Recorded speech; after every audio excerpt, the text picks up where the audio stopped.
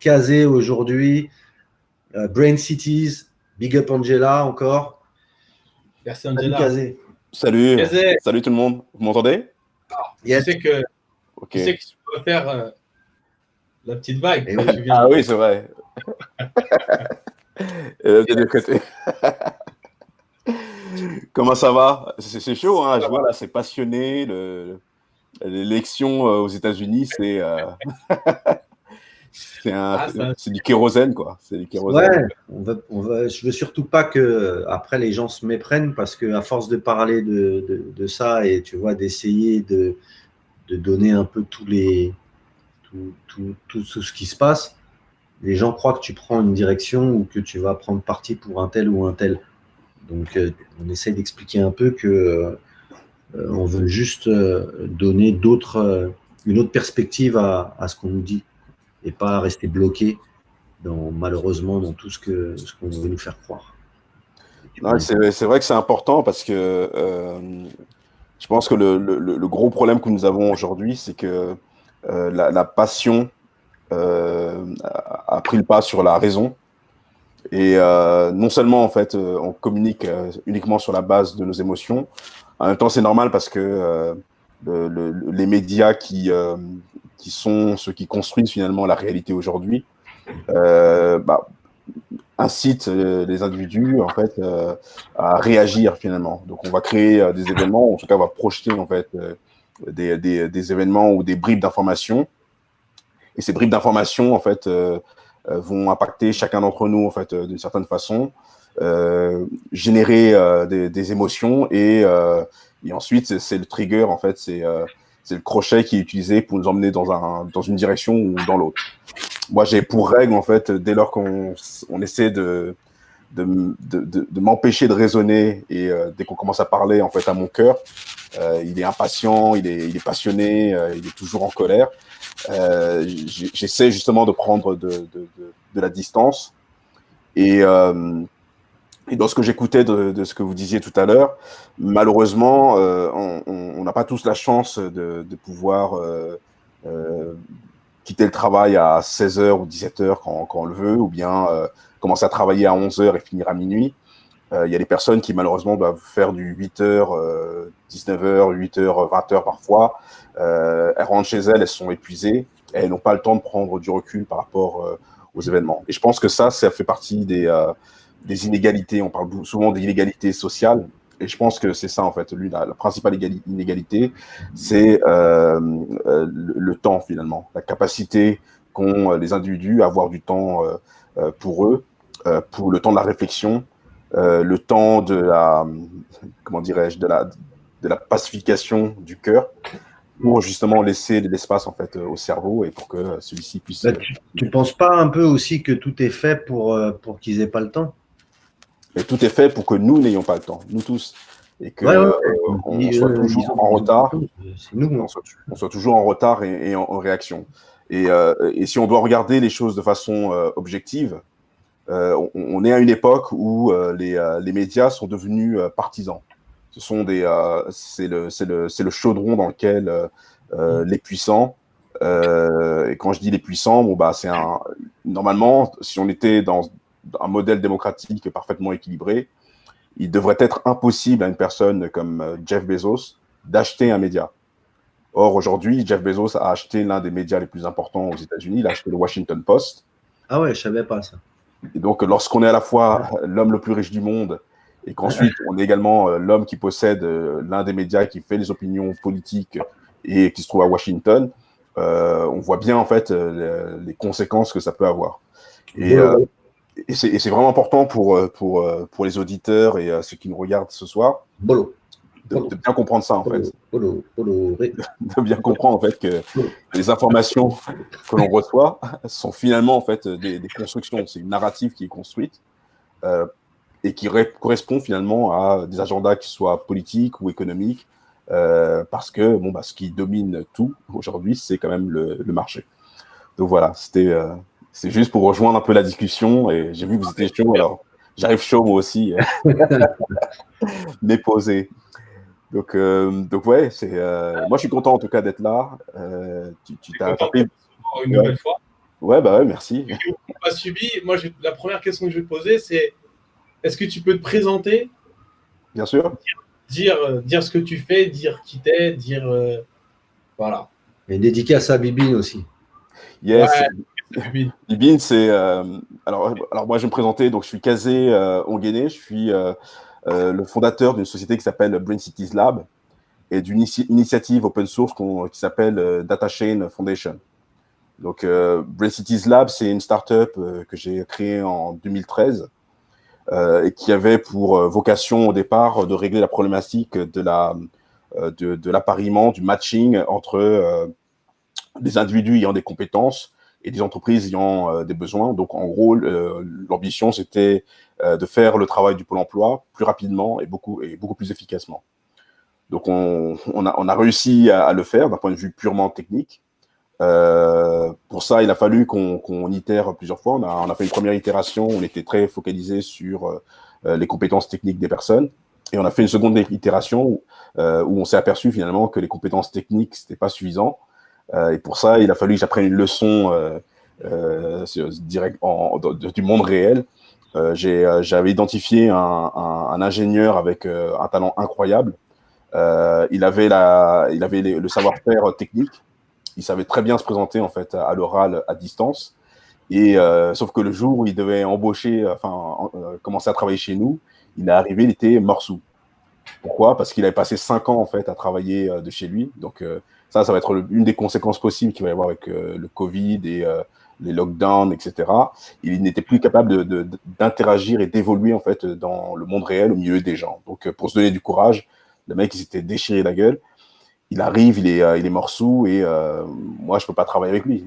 Donc je suis dans une situation où il faut que je passe il faut que je trouve une alternative. Et je dois me déplacer en Asie justement pour aller présenter Brain Cities à l'occasion du Fresh Tech Tour China. Et donc, je voulais y aller avec une Ferrari. Bon, bah, je suis allé avec une 2 chevaux et j'ai pas signé les deals que je voulais signer. Mais bon, ça m'a apporté une leçon. Et la leçon, ça a été en fait finalement de ne pas porter l'attention sur la dimension compétences techniques des gens, etc. La vérité, c'est que tout le monde s'en fout. Les humains, en fait, ils ont envie de travailler avec des humains avec lesquels ils peuvent rester côte à côte pendant 8 heures. Et donc, la dimension personnalité, il faut du savoir-faire, bien sûr, mais la personnalité des individus, leur savoir-être, il est infiniment plus important que leur savoir-faire, parce qu'à la fin, on peut imaginer que tu peux apprendre un singe à taper sur un clou, il va fabriquer des meubles, il n'y a pas de souci. Mais est-ce que tu enseigneras en fait à un singe comment finalement soutenir en fait un collègue quand il va pas bien, par exemple? Ça, c'est des choses qui sont plus difficiles. Donc ça a été le point de départ. Et donc très rapidement, on a été collaboré avec mon université, Panthéon-Sorbonne, Paris 4. Et il y avait une amie en fait qui s'occupait maintenant du MIAGE à Paris 1.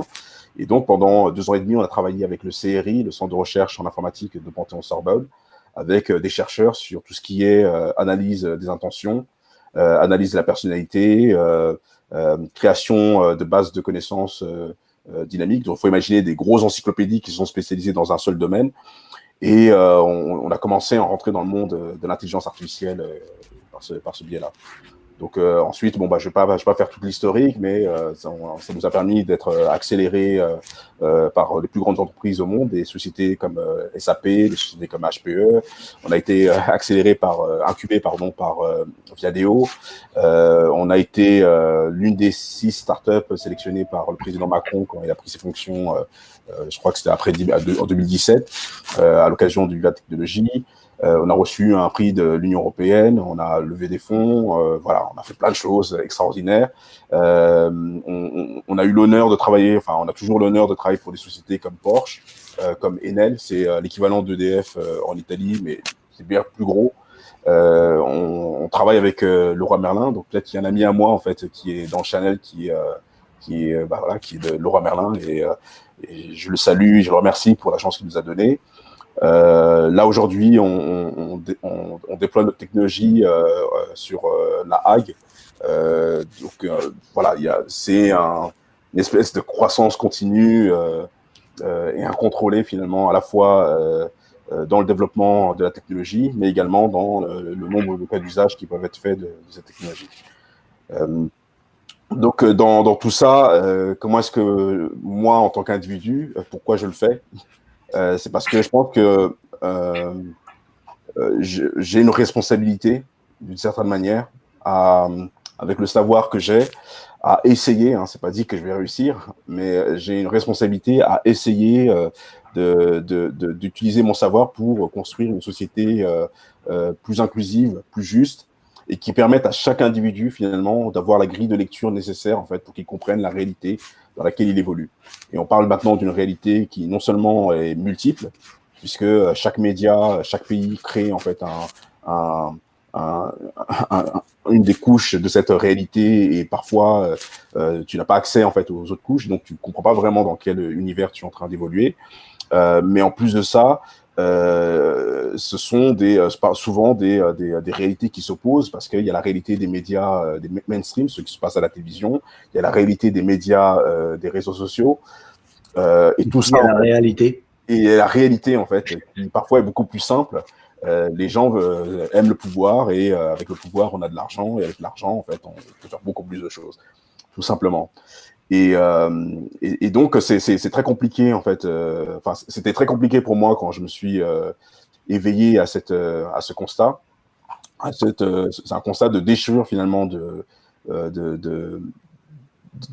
la réalité, vraiment. Il y a, vous en parliez tout à l'heure, il y a des gens, en fait, qui habitent, qui sont amis, ou bien qui sont dans le même cercle d'amis, et qui voient le monde vraiment de deux façons totalement différentes. Moi, quand j'ai grandi, c'était pas comme ça. Pour nous, en fait, c'était très simple, hein. Les méchants, ils étaient très clairement définis, les gentils, ils étaient clairement définis. Et aujourd'hui, être jeune aujourd'hui, c'est quand je dis jeune, avoir 18, 20 ans aujourd'hui, c'est extrêmement compliqué. Je dirais même que c'est déprimant. Donc, mais il est de la responsabilité de ceux qui peuvent, ou ceux qui d'essayer en tout cas d'apporter de l'équilibre dans tout ça. Et c'est ma mission, c'est mon travail en tout cas en tant qu'ingénieur. C'est très juste je trouve ce que tu viens de dire, c'est de ramener un équilibre. Tu peux pas être là pour dire que tu vas changer les choses. Non. Ça veut dire inverser la vapeur ou complètement prendre un virage à 90 degrés. Mais ce que chaque personne peut faire, c'est créer, redonner de la balance à la justesse et à l'humanité, quoi. Ouais, et je pense que ça, on sera toujours frotté.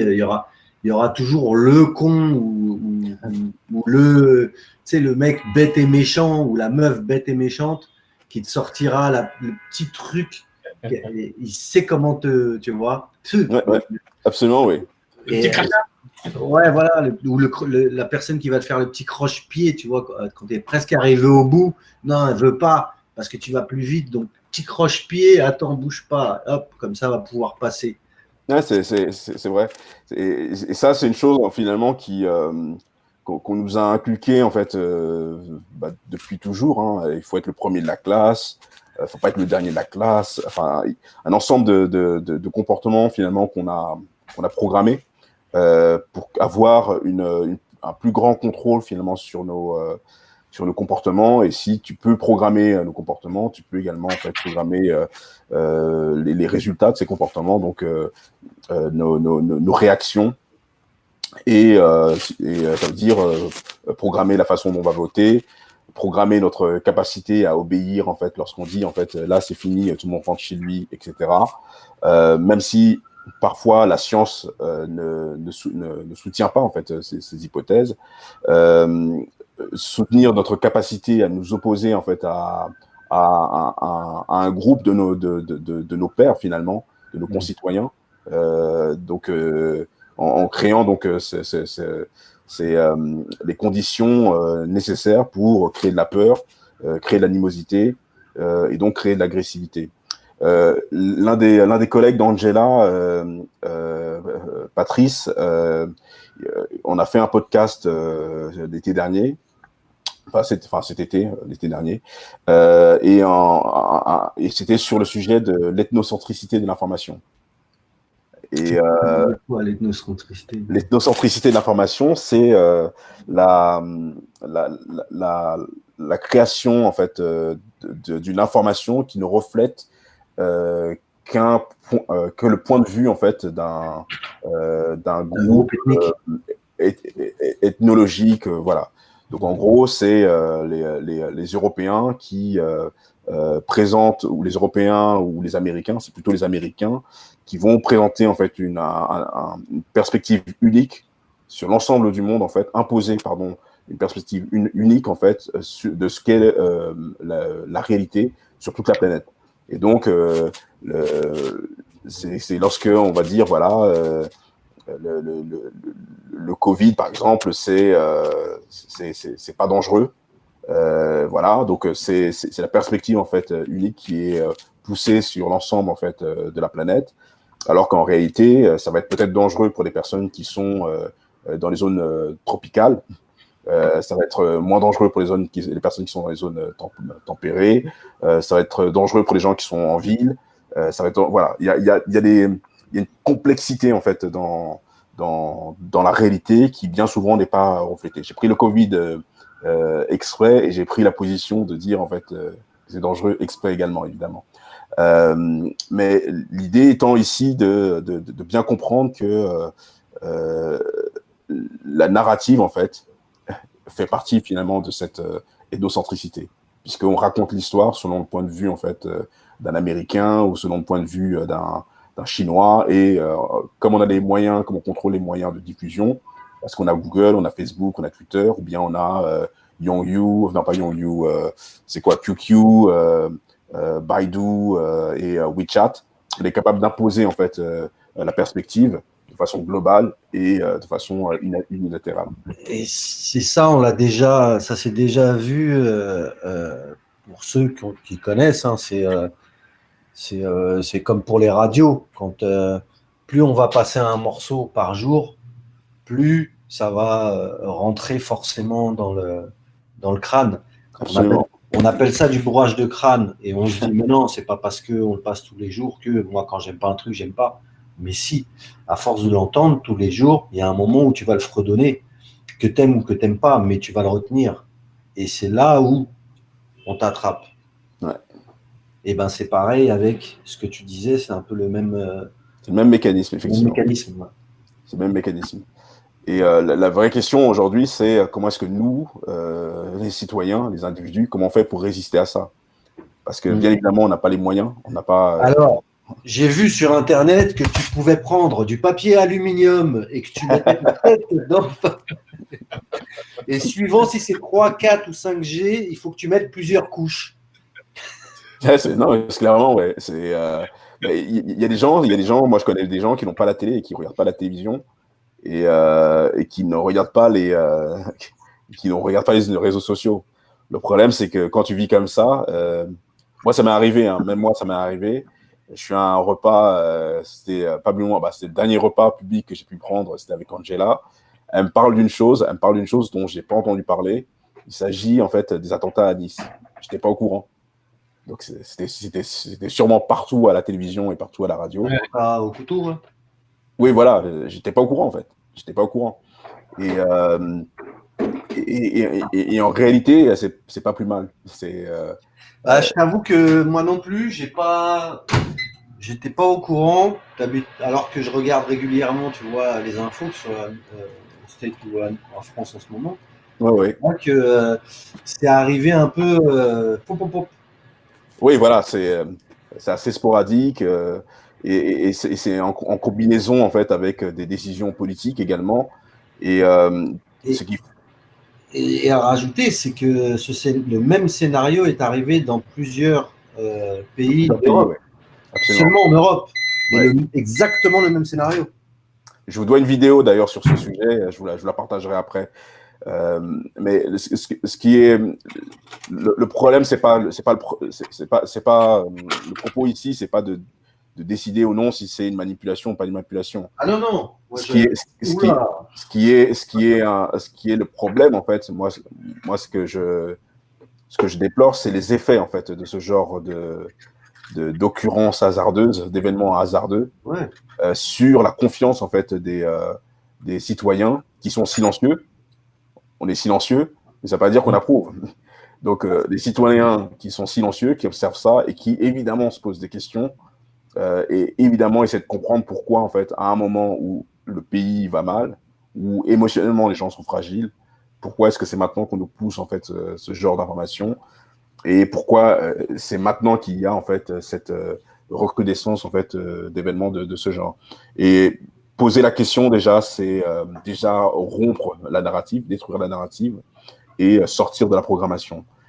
Et je ne sais plus c'est qui dit il faut tout questionner et il faut douter de tout. Je ne me rappelle plus c'est de qui. Mais je pense que c'est on est en train de s'avancer vers un espèce de Moyen-Âge. Et c'est un Moyen-Âge paradoxalement parce que c'est un Moyen-Âge qui est hautement technologique.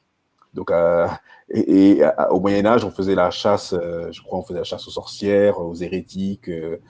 C'était l'obscurantisme le plus absolu avec un dogme qui était religieux. Et aujourd'hui, j'ai l'impression que c'est le dogme, l'information est devenue en fait une espèce de nouvelle religion qui essaie d'imposer en fait un dogme de façon globale sur les populations. Et la question, en fait, est encore toujours la même, en fait, c'est comment est-ce que nous, citoyens, comment est-ce que nous, individus, en fait, on s'organise pour échapper à ce construct, finalement, à cette construction de la réalité, et comment est-ce qu'on fait pour réinventer un vivre ensemble qui soit pacifié, où les individus peuvent parler de façon rationnelle les uns avec les autres, échanger des idées. Ouais, qui soit cohérente, quoi. Qui soit cohérent. Laurent, je t'entends pas.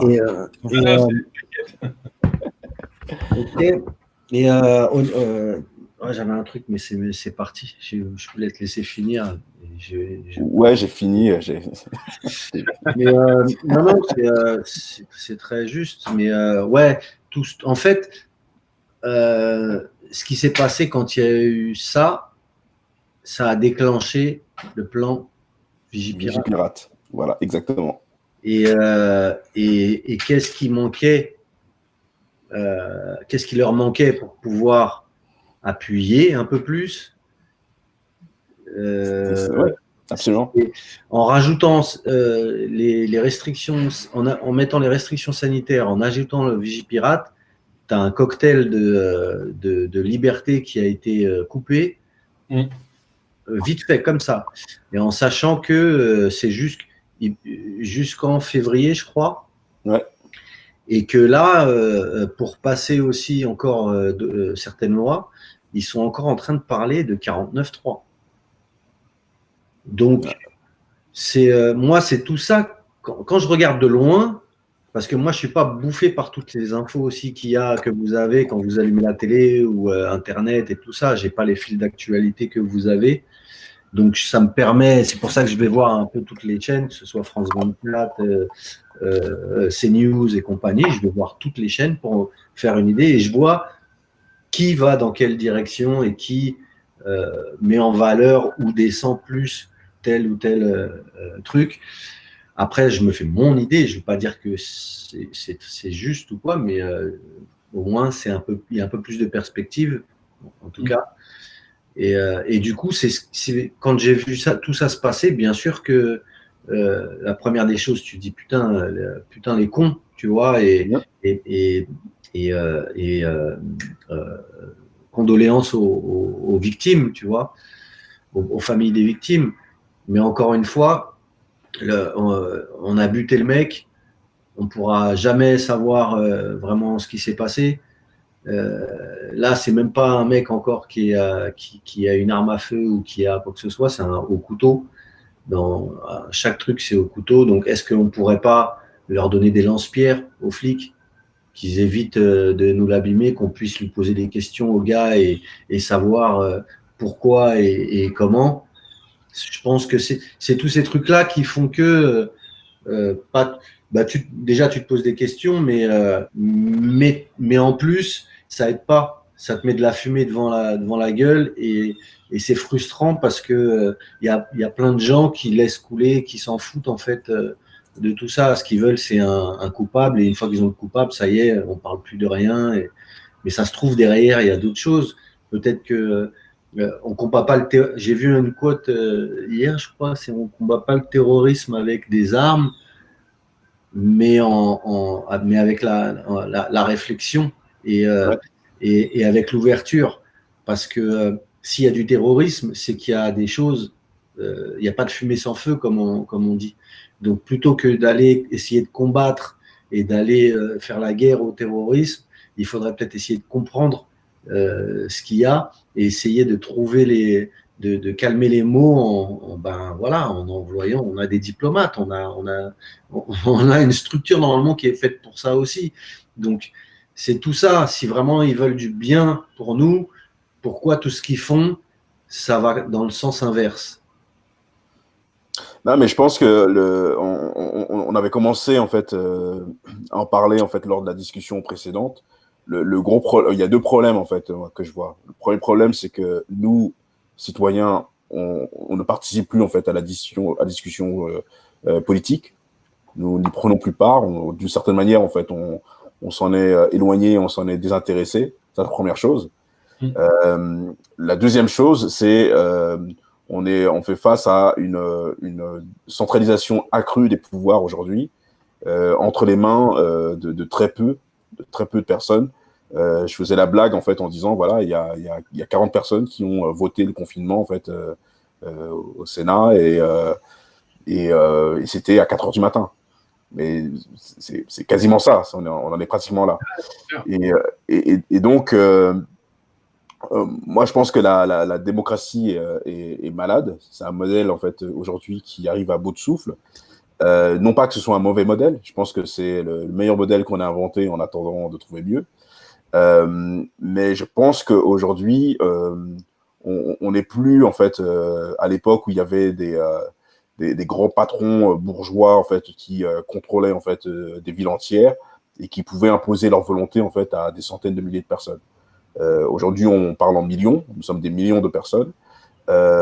Et donc, le mode de gestion et de contrôle, en fait, à la fois de nos ressources, mais également des règles de vie ensemble, et donc de nos lois, devrait être totalement différent. C'est-à-dire, nous devrions, nous, individuellement, nous devrons être impliqués dans le processus de décision. Donc, il y a le modèle suisse qui se rapproche beaucoup de ce que je décris. Mais ce que je veux dire, c'est que l'ensemble des décisions qui doivent être prises dans un pays comme la France, aujourd'hui, devraient être le fruit d'un consensus impliquant la société civile et les citoyens. Et aujourd'hui, il y a les outils nécessaires pour faire ça, pour procéder en fait à cette décentralisation du contrôle à la fois de l'espace public, du pouvoir, des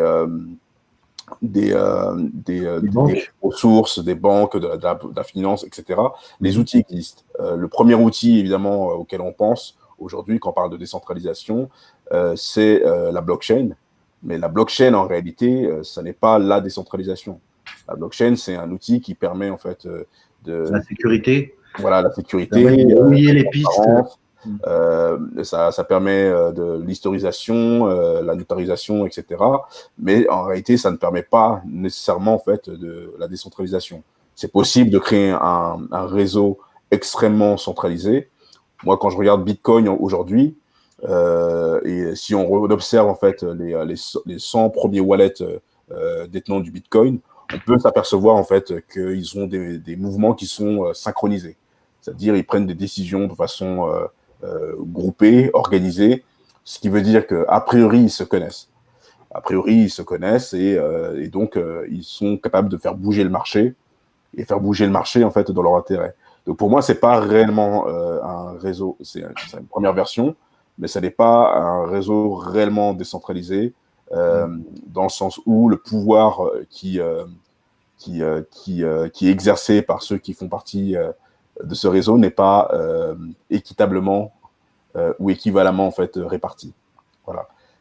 Mais blockchain en fait a permis en fait l'émergence d'une nouvelle vision. Donc d'un côté tout ce qui va toucher la tokenisation et effectivement tout ce qui va toucher en fait au ledger, donc au registre public qui peuvent être vérifiés par tout membre en fait de la communauté qui a accès en fait à un ordinateur et qui sait un peu taper sur un clavier. Et donc, je pense que c'est les premières briques de quelque chose, d'un mouvement beaucoup plus large, que moi j'appelle vraiment, qui est la décentralisation. Et c'est pas une décentralisation du pouvoir parisien vers les provinces. Non, c'est une vraie décentralisation du pouvoir, dans le sens où c'est une distribution de ce dernier, en fait, vers chaque individu qui compose, en fait, le réseau. Donc, chaque habitant, chaque citoyen français. Et c'est vers ça qu'on doit aller. C'est vers ça qu'on doit aller parce que de ce que moi je vois en ayant étudié la campagne des élections américaines, il y a en fait un divorce en cours entre les élites, ceux qui ont accès au pouvoir et à la connaissance, et le peuple. C'est-à-dire le peuple aujourd'hui, qu'est-ce qu'il fait? Il va suivre en fait des personnes sur des chats, des forums, des chaînes YouTube, Telegram, etc. Bah, nous, on est une communauté et on parle entre nous là aujourd'hui, tout de suite. Et ces personnes s'organisent en réalité. C'est pas qu'elles sont toutes silencieuses. Je vous entendais parler de QAnon tout à l'heure. QAnon, c'est un mouvement qu'on peut contester ou ne pas contester, qu'on peut imaginer être légitime ou pas légitime. Mais la réalité, c'est que c'est un poids énorme aux États-Unis. Et pas seulement aux États-Unis. En tout cas, moi, on n'a aucune info dessus. C'est tellement monsieur tout le monde et aussi bien des hauts placés que des gens voilà, lambda. Exactement. Tout ce qu'on peut voir sur eux, c'est divers et varié. Il y a pas vraiment, on ne peut pas vraiment se faire d'idée de qui c'est.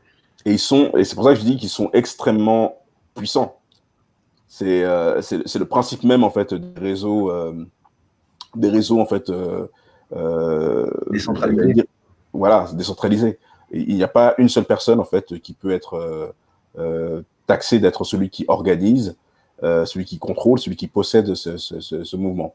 Et ça rejoint des communautés comme celle des Anonymous également. Il n'y a pas un chef, il n'y a pas un leader des Anonymous. Si, ils l'ont trouvé. Ah oui? Oui. C'est qui?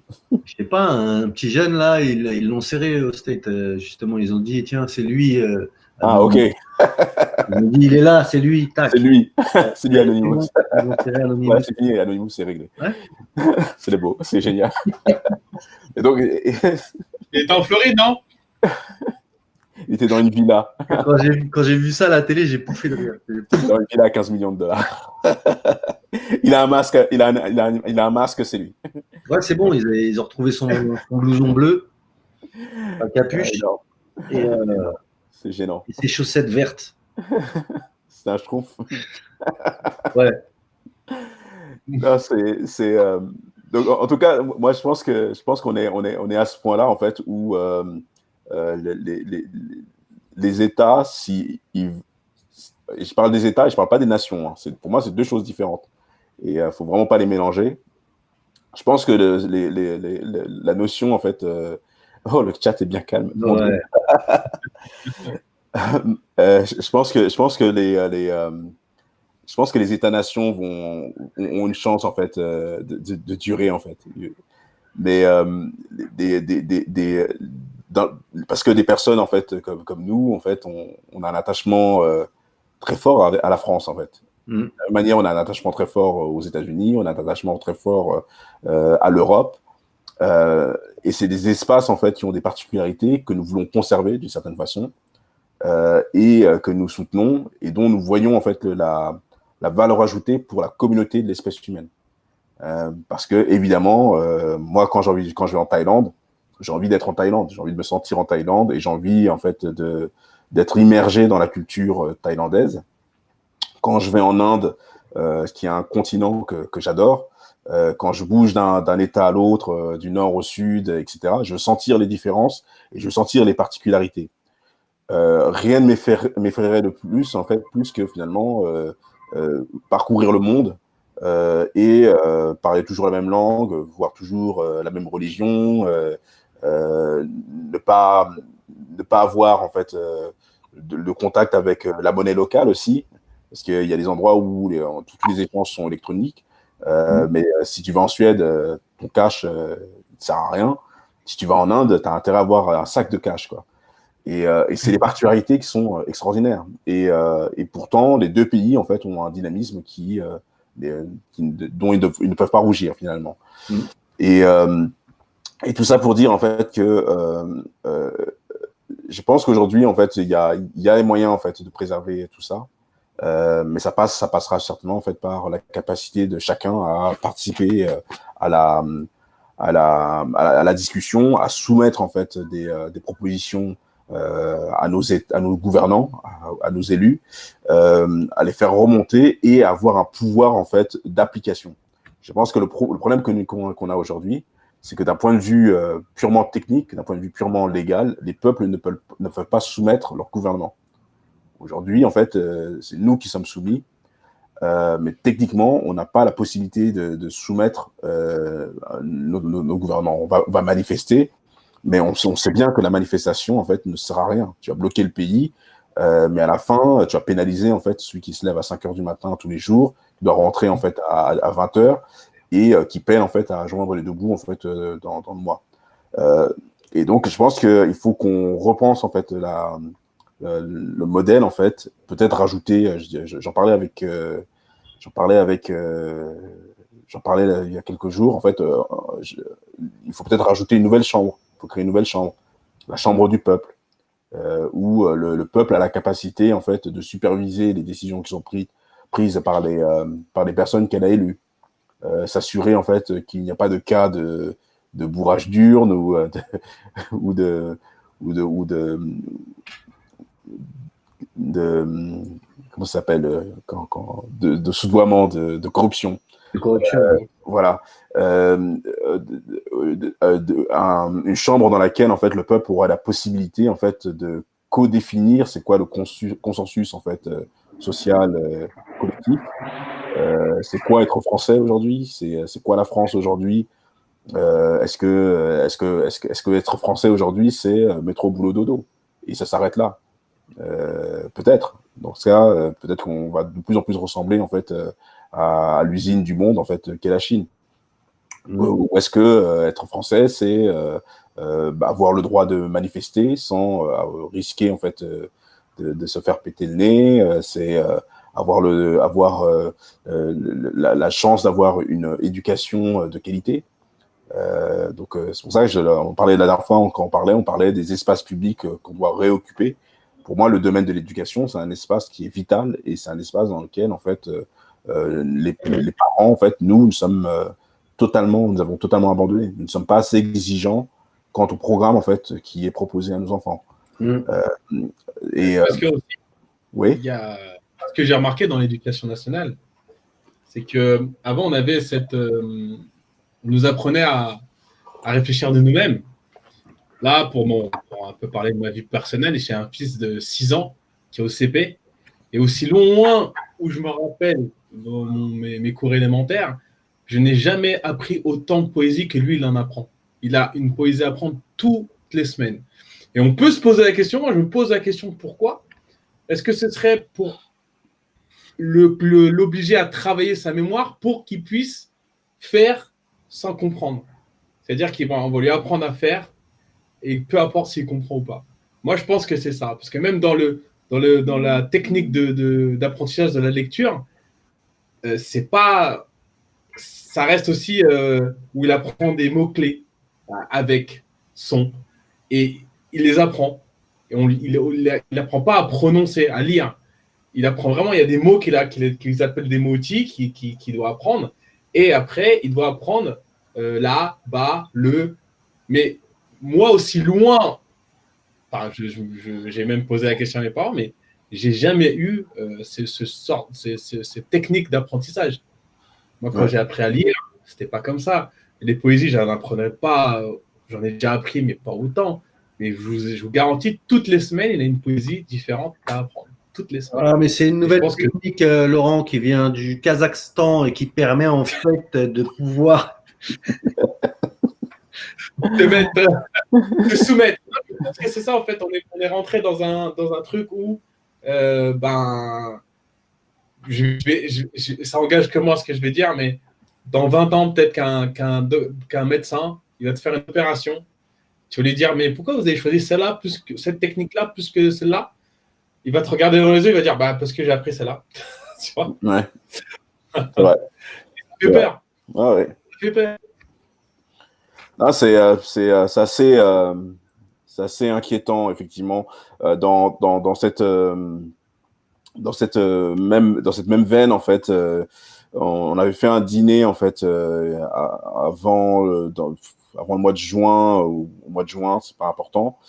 Et il y a l'une des personnes qui participait au dîner, elle est grand-mère aujourd'hui, et elle nous a fait la remarque, en fait, que pendant le confinement, elle avait fait la classe à ses petits-fils. Et je crois qu'on en avait parlé de ça déjà, peut-être. Et elle disait, en fait, tout simplement, ce qui la surprenait, c'est que ses petits-fils, ses petits-enfants, en fait, qui sont privilégiés, on savait moitié moins que ses enfants à elle, qui eux-mêmes en savaient moitié moins qu'elle.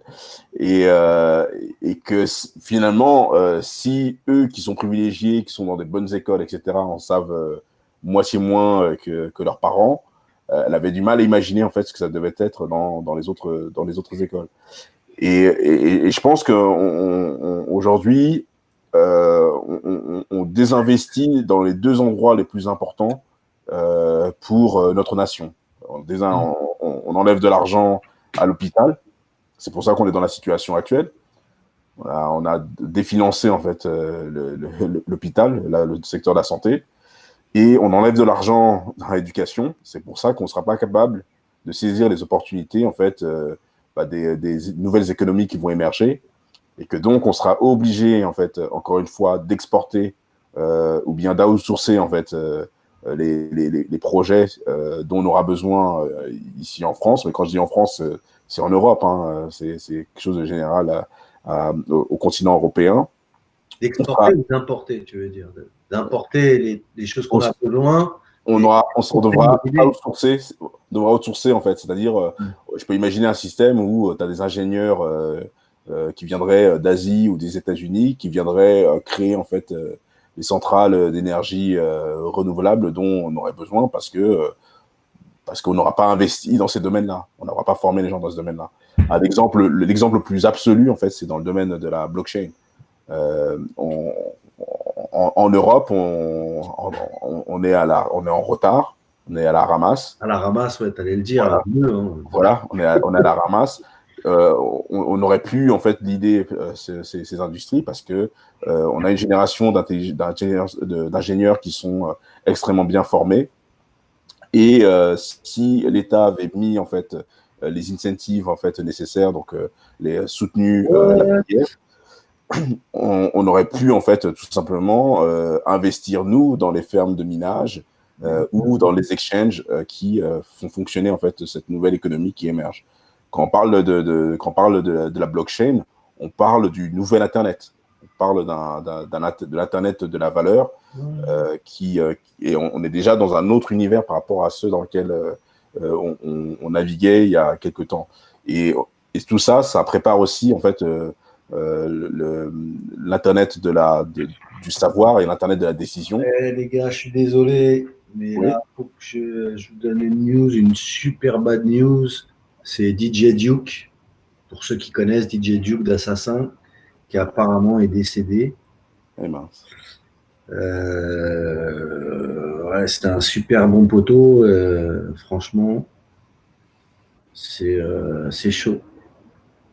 Depuis septembre, il avait composté, et là, je viens juste d'apprendre ça, là, c'est Samir, un pote, qui a partagé ça. Donc, mes condoléances, franchement, à toute la famille. Condoléances, oui. Squat et toute l'équipe. Mais ah putain, là c'est vraiment un très bon élément du hip-hop français qui est parti, les gars. Waouh, ah, c'est chaud. Ah, excusez-moi. Non, Excusez-moi. mais ça fait partie de la vie. Hein. Excusez-moi, les gars. T'inquiète. Force à toi aussi, force à toi, condoléances à la famille. Ah ouais. Allez. Non, mais je pense que les musiciens, ils ont un rôle à jouer. Sauf que aujourd'hui, ils le jouent moins. Mais ils ont un rôle à jouer. Ils ont un rôle d'objecteur de conscience, d'inspirateur aujourd'hui qui est plus essentiel, plus important que jamais. Je pense que moi, ce que je vois émerger en fait dans le domaine de la musique, c'est la communauté en fait. Les musiciens vont devenir des leaders d'opinion au sein de communautés, et c'est comme ça qu'ils vont pouvoir gagner leur indépendance. Leur communauté va les soutenir, va les accompagner, va pourquoi pas les financer, et en échange, eux, ils devront défendre en fait des perspectives, des points de vue qui servent leur communauté. Et pour moi, c'était comme ça, en fait, le hip-hop dans les années 90. Ma petite sœur, elle se moque toujours de moi, en fait, parce qu'elle dit, oui, toi, tu t'es arrêté, en fait, dans les années 95, écouter le rap des années 95. Et c'est vrai, c'est une prise de position différente qu'aujourd'hui. Hein. Absolument, oui, absolument. Moi, j'ai du mal à écouter ce qui se fait aujourd'hui. Et ce qui veut dire déjà que je suis vieux, déjà pour commencer. Mais disons vrai, que. Il y a des jeunes qui ont du mal à écouter aussi. Hein. Oui. Il y a quand même des petits jeunes qui arrivent et qui veulent aussi éveiller les consciences. C'est rare, mais il y en a. Ouais. Et aujourd'hui, c'est quoi? C'est pas le même. Avant, après, c'est pareil encore, ça engage que moi. Je pense qu'avant, on faisait de la musique parce qu'on aimait ça. Là, je pense qu'il y a beaucoup qui font de la musique parce qu'ils se disent, on va faire de l'argent. Ouais, c'est un business, ouais. Et après, c'est plus la passion, c'est le business, exactement. Comme des footballeurs qui font du foot parce que maintenant, ça rapporte de l'argent, qui font plus ça par passion, et ce qui est dommage. Mais on avait justement ces éveilleurs de conscience à l'époque, ces gens qui n'avaient pas peur de dire ce qu'ils pensaient dans le son, qui se fait rare aujourd'hui, ce qui est dommage. Mais je te rassure, il y en a qui arrivent petit à petit, et j'espère que les gens vont. Il le faut. Parce que je pense que les artistes, ils ont cette capacité innée de synthétiser en fait la réalité et de remettre les choses en fait dans des pas dans le contexte, mais recomposer une image qui est compréhensible par tout le monde. Donc dans une société d'information en fait chaotique comme celle dans laquelle on vit, les artistes en fait vont être capables, enfin les artistes qui vont émerger en tout cas aujourd'hui, qui seront engagés, pas ceux qui seront là pour faire du business, ils devraient et ils vont sûrement être capables justement de recomposer en fait composer une image en fait qui fasse consensus et qui reflète en fait une réalité qui soit la plus proche possible en fait d'une espèce de vérité absolue qui nous permettrait à tous de coexister. Et je pense que c'est un gros challenge, et j'espère en tout cas que ils vont saisir en fait l'opportunité. Parce que sinon on va rester en fait dans cette espèce d'inertie où par exemple si je fais une initiative et que je pousse l'initiative, ma légitimité en tant que chef d'entreprise, etc., elle est très complexe. Les gens vont naturellement se méfient parce qu'ils vont partir du principe en fait que je fais ça pour mon intérêt personnel. Alors que ceux qui savent c'est quoi être entrepreneur en fait comprennent très bien en fait que il y a des métiers beaucoup plus faciles et beaucoup plus rémunérateurs et beaucoup plus sympas en fait qu'entrepreneur. Et dans le même temps, en fait, je pense que les entrepreneurs aujourd'hui, c'est ceux qui prennent le plus de risques en fait pour la société en fait.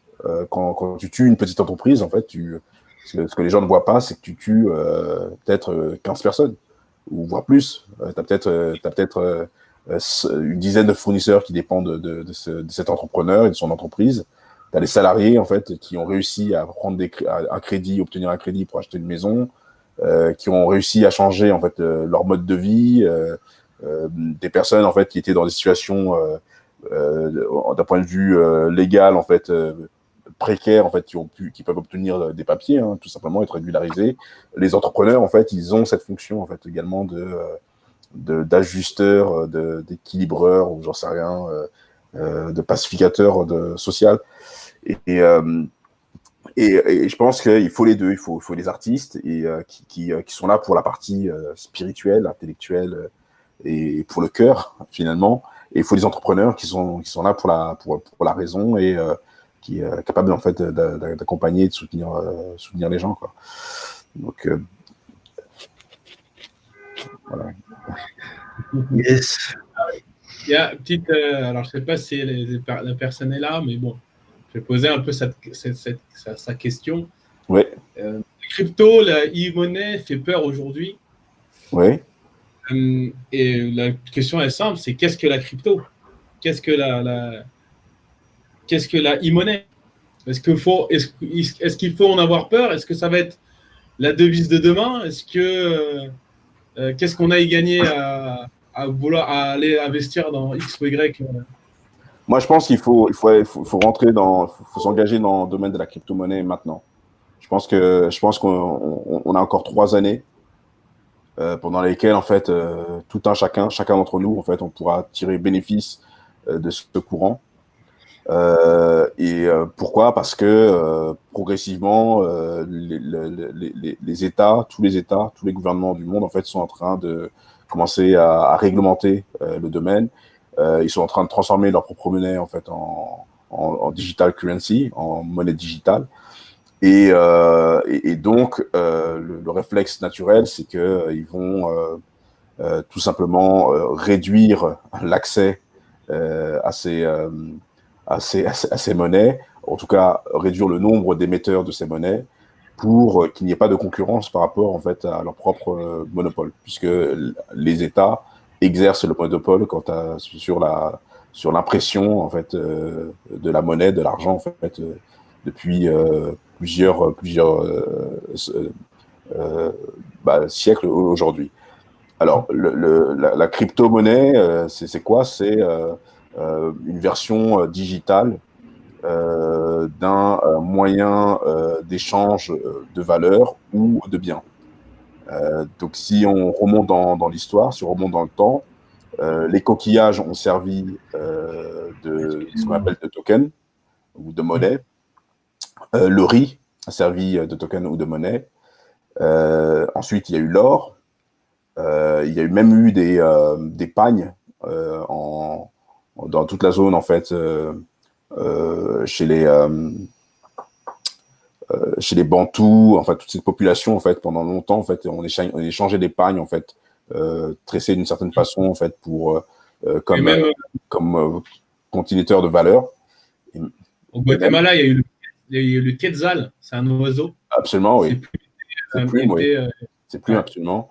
Qu'est-ce qu'on a eu d'autre encore? J'en ai oublié. Enfin, il y a eu beaucoup de choses en tout cas qui ont servi en fait de conducteur de valeur. Le problème étant que il y avait énormément d'inflation et que comme par exemple si tu lis le riz, si tu transformes le riz en valeur, tu peux créer des famines extraordinaires. Ouais. Voilà. Et donc je pense que aujourd'hui la crypto-monnaie, c'est un bon retour des choses, c'est-à-dire c'est permettre en fait à des kidam, à nous tous en fait, aux citoyens, de prendre le contrôle en fait, sur des moyens de redistribution et de création en fait de la richesse. C'est vraiment une opportunité pour tout le monde. C'est une opportunité pour chacun de participer à la construction en fait d'écosystèmes autonomes et d'avoir les outils nécessaires pour les financer.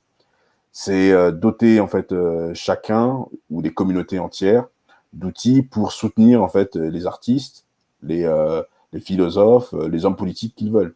Demain, on peut imaginer en fait que en région parisienne ou bien aux États-Unis, un candidat en fait puisse être soutenu en fait par un mouvement populaire, ne fasse aucunement appel en fait au financement public pour être 100% autonome et qu'on ait un candidat qui soit présenté à la présidence de la République et qui ne doivent rien du tout en fait à des lobbies ou à des sponsors en fait du secteur privé.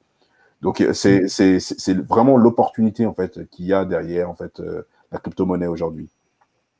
Alors il faut se méfier évidemment parce que en 2017 il y a eu la grande vague des ICO où les gens créer un token et essayer de lever en fait de l'argent avec un white paper. Un white paper, c'est un document technique ou pas qui décrit en fait les propriétés d'un token et l'usage ou en tout cas le projet pour lequel en fait il a été créé.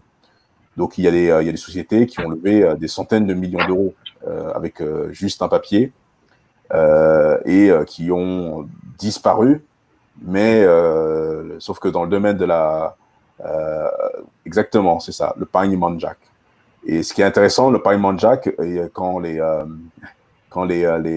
colons en fait se sont aperçus que c'était le moyen d'échange, ils ont fait des faux. Et donc du coup, il y a eu une inflation.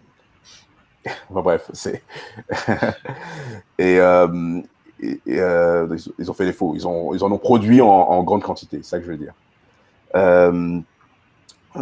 Où est-ce que j'en étais? Je parlais donc, pour la politique, pour le parti politique, et je me suis distrait par une Jack.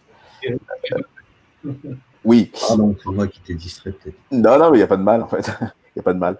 Mais en tout cas, ce que je veux dire, c'est que aujourd'hui, c'est un moyen d'émancipation. Voilà. Parce que ça n'est pas contrôlé par une banque centrale. C'est un peu comme le cash et comme vous le savez tous en fait aujourd'hui beaucoup d'États font la guerre au cash. Les banques en fait ça leur coûte trop cher de faire du cash. Ils doivent le sécuriser, ils doivent l'imprimer, ils doivent l'acheter, c'est pénible. Ils doivent le contrôler, c'est trop pénible. Et en plus de ça, ils doivent payer des assurances super chères pour le protéger. C'est pénible, c'est trop cher. Et en plus de ça, quand ils sont en déficit, ça se voit. Parce que tu ne peux pas imprimer autant de cash que tu veux à la demande, quoi. Alors que si demain, en fait, la monnaie devient électronique, tu as juste à pianoter, en fait, sur ton clavier et tu crées autant, en fait, de nouveaux euros que tu veux. Donc, et donc, on va vivre dans un monde où l'une des conséquences, c'est qu'on sera dans un monde où, d'un côté, il y aura une production continue, en fait, de liquidités qui sera produit probablement par des banques centrales qui prêteront en fait cet argent en fait au gouvernement et qui seront distribués en fait localement par des banques commerciales. C'est déjà le cas, mais ils pourront en faire plus, ils pourront faire beaucoup plus d'impression du cash, enfin de génération de cash. Et de l'autre côté, en fait, je pense que nous, les citoyens, nous serons beaucoup plus dépendants en fait de ces États qui emprunteront plus d'argent et donc on paiera plus d'impôts. Il y a une espèce de mécanique comme ça, un peu vicieuse, en fait, incestueuse entre les banques centrales, l'État, les banques commerciales et le citoyen, en fait, qui, à la fin, est celui qui paye pour tout ça. Et c'est un peu la guéguerre en ce moment entre les États, enfin, par exemple, les fédéraux et les banques. Oui. C'est un peu quand même la guéguerre parce que les banques, il faut comprendre que tout ce qui se passe là, c'est que avant, c'était du vrai argent, ça veut dire que c'était l'État qui donnait de l'argent aux banques, si je ne me trompe pas. Et donc, c'était comme ça qu'il y avait des prêts qui pouvaient être financés et compagnie. aujourd'hui, c'est les banques qui se prêtent entre elles depuis un bon nombre d'années, ce qui fait qu'ils se prêtent de l'argent entre elles, mais en vérité, c'est que des chiffres.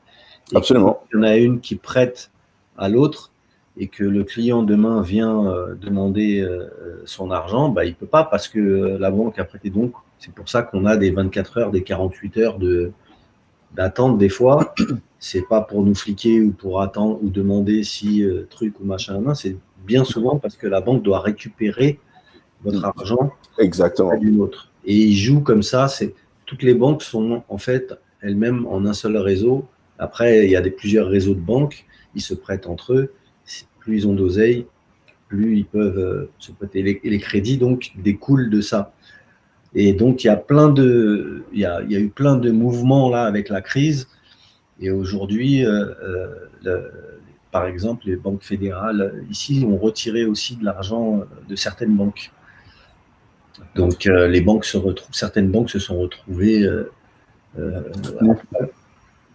Non, mais le problème que je vois avec le système bancaire tel qu'il existe aujourd'hui, c'est que le citoyen, il est, comment dirais-je, il est le gage en fait. C'est-à-dire, nous sommes la garantie qu'offrent les États au système financier et la contrepartie. Si j'ai 100 personnes sous ma coupe qui travaillent par jour, qui donc ont des salaires par an de temps, je peux vous promettre de vous donner tant par an. Exactement. Et donc, c'est l'un des problèmes en fait, que nous avons. Et c'est pour ça en fait que finalement la décentralisation qu'amène en fait la tokenisation et la crypto-monnaie, c'est une chose essentielle. Ouais. Parce que ça permet en fait aux individus ça devrait permettre aux individus de créer une forme d'indépendance et d'anonymat aussi. Et garder l'anonymat. Sauf qu'ils ont fait, sauf qu'aujourd'hui ils ont fait en fait, il y a des choses qui sont faites qui vont à l'encontre de ces principes-là. Il y a des plateformes en fait comme Coinbase aujourd'hui qui émergent. Et Coinbase applique les mêmes principes que les banques traditionnelles. C'est-à-dire Coinbase, il va vous demander de passer un KYC, donc révéler en fait votre nom, prénom, prendre une photo de vous avec votre pièce d'identité, avec un statut, tout un ensemble d'éléments qui font qu'à la fin, avoir un compte en banque ou avoir un compte Coinbase avec des cryptos, c'est quasiment pareil au final. Sur Coinbase, tu peux même aussi transférer ton argent, créer un compte. Oui, en plus. D'euros. Exactement. Tu peux avoir ton compte sur Coinbase en fait. C'est ça. Donc c'est pas, enfin, c'est l'ancien système financier avec quelques éléments en fait du nouveau. Alors moi, ce que je t'ai dit par rapport à ça, moi, c'est Coinbase, en tout cas, c'est quand tu es débutant, ça te rassure. Oui. Parce que justement, tu as cette vérification-là et qui fait que si demain, tu perds ton téléphone ou tu perds tes infos, tu as ta photo, il y a ton adresse email, il y a ton numéro de téléphone. Et que si tu veux retrouver ton mot de passe, moi je le sais, ça m'est arrivé, tu peux le retrouver très facilement. Ouais. Donc c'est ce côté-là et que tu peux du coup te connecter de n'importe quel autre ordinateur ou appareil, tu vas pouvoir retrouver ton compte. Si demain ton compte à toi perso, il y a une galère avec les banques ou il y a n'importe quoi, il y a une nouvelle banque qui se crée, boum, tu peux connecter ton compte Coinbase et faire ta transaction, tu vois, avoir l'argent que tu as sur ton Coinbase. Ouais. C'est la facilité de base, mais pas, quand tu ne connais pas ce qui se passe. Maintenant, parle-nous de l'autre. Moi, ce que j'ai fait, en fait, j'ai fait un petit tutoriel, en fait, que je serais ravi de partager avec la communauté, pour déployer, en fait, un wallet MetaMask. Et avec MetaMask, en fait, tu as un ensemble de services qui sont accessibles via MetaMask et qui te permettent, en fait, d'acheter de la crypto avec ta carte bleue sans que personne sache qui tu es. Tu crées ton compte MetaMask en même pas 5 minutes. Ensuite, une fois que tu as fait ça, tu peux commencer, en fait, maintenant, ils ont intégré des fonctionnalités pour faire du swapping. par exemple, échanger de l'Ethereum contre du DC, hein, je prêche pour ma paroisse, sans avoir à quitter en fait la plateforme en fait MetaMask. Alors ça a l'air super compliqué comme ça quand on en parle, mais MetaMask, c'est une application qu'on peut trouver sur iOS ou sur Android et qu'on peut aussi télécharger comme extension dans le navigateur Chrome. Et avec ça, bah, c'est très facile en fait de pouvoir recevoir en fait des tokens. Je crois que ça fait 9 pages ou 10 pages en fait le tuto. J'ai fait un autre tutoriel en fait de 9 à 10 pages pour apprendre à swapper. C'est vraiment, vraiment, vraiment facile. Il n'y a pas plus simple. Ils sont où tes tutos?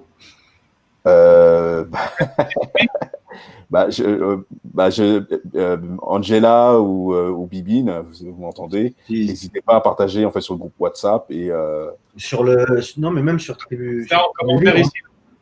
Je peux le mettre en commentaire. Ouais, tu peux le mettre en commentaire le lien. Sinon, on le partagera aussi sur Tribu Libre, ceux qui veulent que ça intéresse. Ouais, voilà, c'est super simple. Et moi, j'ai proposé ça tout à l'heure. En tout cas, ceux d'entre vous. Ce qu'il y a de charmé aussi, c'est que tu es incognito. Ça veut dire que quand tu prends un compte là-dessus, ton wallet, il n'y a pas ton nom qui est affiché dessus. Personne ne sait à qui ça appartient. Exactement. C'est très important. C'est ça le vrai. C'est totalement anonyme. Ouais. Oui. Est-ce que du coup, moi, si j'ai un compte Coinbase, est-ce que tous mes fonds que j'ai sur les différents cryptos, je peux les transférer sur. Alors, MetaMask, c'est uniquement du non, Ethereum. Tu peux les transférer chez WAM.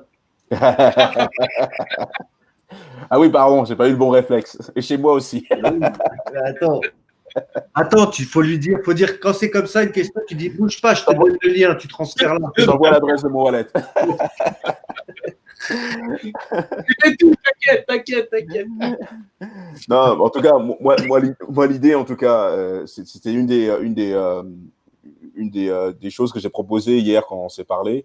Moi, pour tous ceux qui sont intéressés, je serais ravi de donner un petit sac de DC tokens à tout le monde avec le tutoriel. Comme ça, vous voyez, en fait, vous apprenez à utiliser ça, cadeau hein, de la maison. Faut en faire bon usage. L'idée, c'est pas de commencer à les vendre ou etc. Voilà, le secret en fait de la crypto. Le secret de la crypto, c'est construire une communauté très forte. Et c'est là où on en est aujourd'hui. On essaie de construire une communauté très, très forte.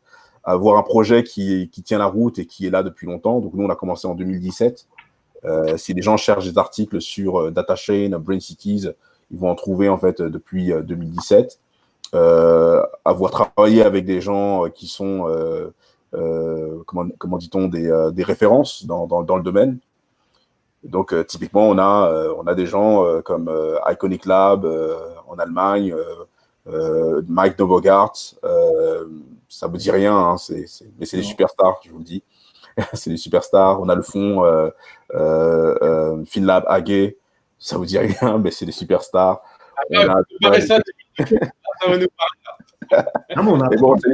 des gens qui sont importants. Après, il faut qu'on fasse nos devoirs, tu vois, c'est ça, il faut qu'on regarde. C'est ça, c'est exactement ce que je suis en train de dire. Ouais. Je pense que l'un des challenges, en fait, que nous avons tous aujourd'hui, dans le monde dans lequel on vit, l'ignorance, en fait, est un crime. Ouais. Et aussi, et donc l'ignorance est un crime, mais de l'autre côté, l'obstination est un crime. C'est-à-dire choisir une perspective et ne pas être capable en fait d'être agile au niveau de son analyse en fait de la perspective. C'est un crime. Des dealers. C'est un crime en fait. Il faut parce que il y a rien n'est blanc, rien n'est noir. En fait, il y a que du gris. Et après, il y a un dégradé de gris, quoi. Il y a un gris très clair et un gris très foncé. Mais voilà, il n'y a pas d'absolu finalement dans cette réalité dans laquelle on évolue. Et donc, ça à chacun d'entre nous, en fait, il nous incombe à chacun d'entre nous de faire nos devoirs, de faire les recherches. Moi, je vous parle en fait de blockchain, de data chain, tout ça. Chacun doit prendre le temps, en fait, Bibi, si tu es connecté, oui, partage le lien vers le Telegram, parce que c'est là où les gens peuvent avoir des informations. Yes. Ou Angela, si vous pouvez partager le lien vers le Telegram. Yes. Comme ça, les gens pourront écrire en PM sur le groupe et ils auront accès aux informations ou ils laisseront leur... bref, ils se débrouilleront. Ils passeront par vous, en fait. Parce que... Cliquez. Ouais, il faut que ce soit les membres de la communauté vraiment qui accès au wallet. Nous, l'idée aujourd'hui, c'est d'atteindre à peu près 1000 personnes en fait dans la communauté. Et ensuite, moi, j'irai parler avec les gros investisseurs que je connais, qui vont pouvoir, eux, vous mettre de la liquidité. Et c'est comme ça, en fait, qu'après, la crypto, elle prend de la valeur et elle monte. Donc, on est listé sur Uniswap. Ce mois-ci, on va être listé sur ZBX, qui est un exchange qui, lui, n'est pas décentralisé. Uniswap, c'est décentralisé. Bon, je ne vais pas trop en rajouter ce soir. Mais l'intérêt de ZBX, c'est que c'est un endroit où il y a beaucoup de liquidités. Et donc, le petit sac de tokens que vous allez recevoir, il va pouvoir gagner en valeur très rapidement. Donc, le plus longtemps vous gardez en fait vos tokens, en réalité, le plus... Allez, le plus longtemps vous gardez en fait vos sacs, en fait, le plus ils ont de chances de prendre de la valeur. Donc, faut juste imaginer que je crois que Bitcoin a multiplié par 2 sa valeur à peu près tous les 2 ou 3 ans. Pour arriver en fait. Quasiment 2500 $, voire 3000 $ en même pas une semaine. C'est ça. Donc là, c'est quoi? C'était 13 000 $ en fait la semaine dernière. C'était même 11 000 il y a 2 semaines. Voilà. Pas autant que ça. Et là, c'est à 15 000. 15 000. Donc, il y en a qui prédisent, là, cette année, on va atteindre les niveaux de 2016, 2017, donc à peu près 20 000 $, pour un Bitcoin. Donc, l'objectif ici, c'est pas de faire ça. Nous, on veut faire nous, chez Brain Cities, avec l'initiative DataChain, on veut faire un token qui est utile à la communauté, qui permette aux gens de faire des choses. Donc, il n'est pas question pour nous, en fait, de soutenir en fait des comportements spéculatifs. Alors, quelqu'un me demande, c'est pas un marché qui peut s'effondrer. C'est un marché qui peut s'effondrer si les gens ont un comportement en fait font preuve d'avidité. Donc nous en fait le DC token en fait jusqu'à la semaine dernière il était à 0,095 $. Et il y a une personne en fait qui avait participé à une campagne de airdrop. Un airdrop, c'est quand on crée une crypto pour permettre en fait à quelques personnes déjà de détenir le token. On fait une distribution gratuite en fait de tokens en fait via une plateforme comme Twitter, etc. Les gens envoient leur adresse et ils reçoivent des tokens. Donc, ce qui s'est passé, c'est qu'il y a l'un des bénéficiaires qui a créé plein d'adresses de wallet et il a tout simplement en fait reçu plein de tokens de notre part. Et ce qu'il a fait en fait la semaine dernière, il y a 2-3 jours, c'est qu'il s'est mis à swapper en fait contre le DC. C'est-à-dire il a vendu du DC pour recevoir en fait de l'Ethereum. Donc il a gagné 800 balles quoi. Voilà. Donc c'est pas mal, mais c'est une vision à court terme. C'est une vision très court-termiste. Donc c'est pour ça que c'est d'où l'importance d'avoir une communauté qui est très forte. Parce que la communauté, en fait, d'abord, ça va être des personnes qui vont avoir le même intérêt. Nous, par exemple, on a donné 100 millions de tokens, en fait, à une initiative d'un membre de la communauté. Parce qu'on veut, en fait, que le projet, qui est la création d'un fonds d'investissement engagé, citoyen, militant, etc., on veut que ça voit le jour, parce qu'aujourd'hui, c'est un précaré. C'est un précaré, en fait, qui appartient uniquement à des personnes qui héritent de leur richesse. Donc, du coup, il n'y a pas de renouvellement, en fait, des élites, il n'y a pas de renouvellement de la richesse. On est, en fait, un peu face aux mêmes qui reproduisent les mêmes.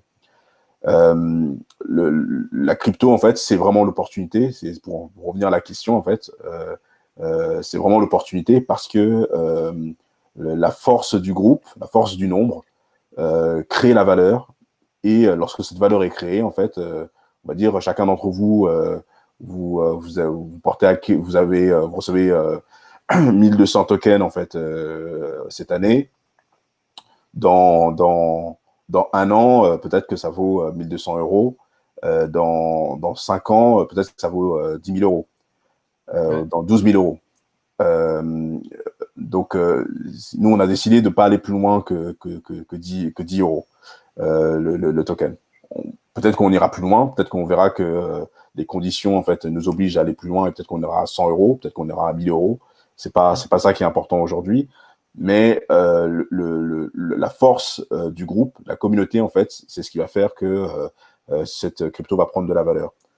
Et ça, il faut le faire, en fait, malheureusement, dans un laps de temps qui est assez court, parce que d'après, en fait, les informations que j'ai et mes analyses et celles d'autres membres de la communauté blockchain et crypto, le législateur va commencer à taper dur, en fait, à partir de 2023-2025. A priori, ce sera très difficile en 2025 d'avoir encore de nouvelles cryptos qui vont se créer. Donc, il faut, en fait, avoir construit quelque chose de très solide maintenant, avant, en fait, que ce soit qu'il y ait une réglementation qui s'opère. Ensuite, Salut. Je parlais du DC. Donc le DC, le DC, en fait, depuis plusieurs minutes, vous m'entendez parler de contrôle décentralisé. Donc le DC, ça veut dire décentralisation, decentralized control. Donc voilà, donc c'est vraiment l'ADN de cette monnaie.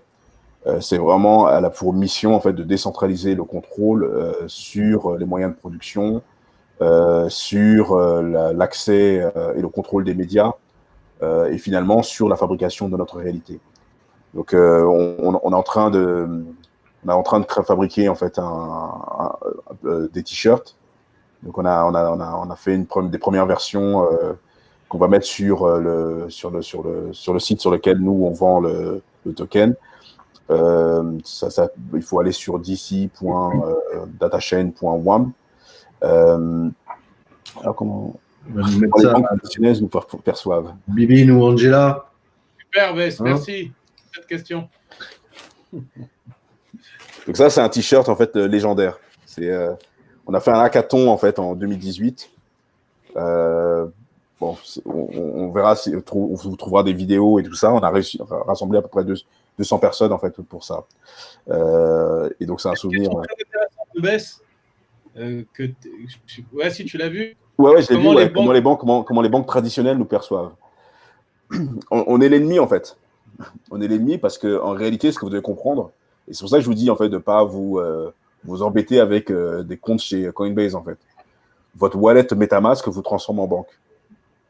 Vous devenez votre propre banque en fait. Voilà. Sachant qu'aujourd'hui il y a des qui sont en train d'émerger, qui vont permettre aux gens d'obtenir des crédits en donnant en garantie leur crypto. Donc c'est-à-dire tu as un wallet qui contient, je sais pas moi, pour 100 000 euros en fait de crypto. Tu vas voir en fait un autre membre une société qui est dans la crypto qui fait ce genre d'activité. Il dit ok, bon bah je te prête 100 000 euros et la garantie en fait c'était crypto qui sont dans ton wallet. Donc techniquement en fait c'est viable. Pourquoi? Parce que la probabilité pour que la valeur de ton wallet augmente est plus forte que la probabilité que la valeur de ton wallet diminue. Il suffit de regarder, en fait, il ne faut même pas regarder seulement Ethereum. Il suffit de regarder des monnaies, en fait, beaucoup plus modestes comme Ripple ou comme EOS ou Ethereum, tout simplement. On va prendre Ethereum. C'est une monnaie qui prend de la valeur aujourd'hui. Ça a pris énormément de valeur, en fait, Ethereum, de ce matin à cet après-midi. Et ça va en prendre encore plus parce que, à l'inverse de Bitcoin, Ethereum est une monnaie qui sert à quelque chose. C'est une monnaie en fait sur laquelle il y a du business qui se fait parce que tout ce qu'on appelle decentralized finance se construit en fait sur Ethereum. Et typiquement, Uniswap, c'est de la finance décentralisée. C'est un exchange qui permet d'échanger en fait des valeurs digitales de façon autonome. Alors, il y a une cote style la bourse. Oui et non.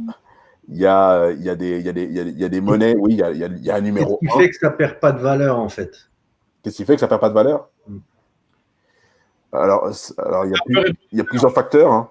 Il y a d'un côté, en fait, le nombre de personnes qui détiennent la monnaie, ce qu'on appelle les token holders.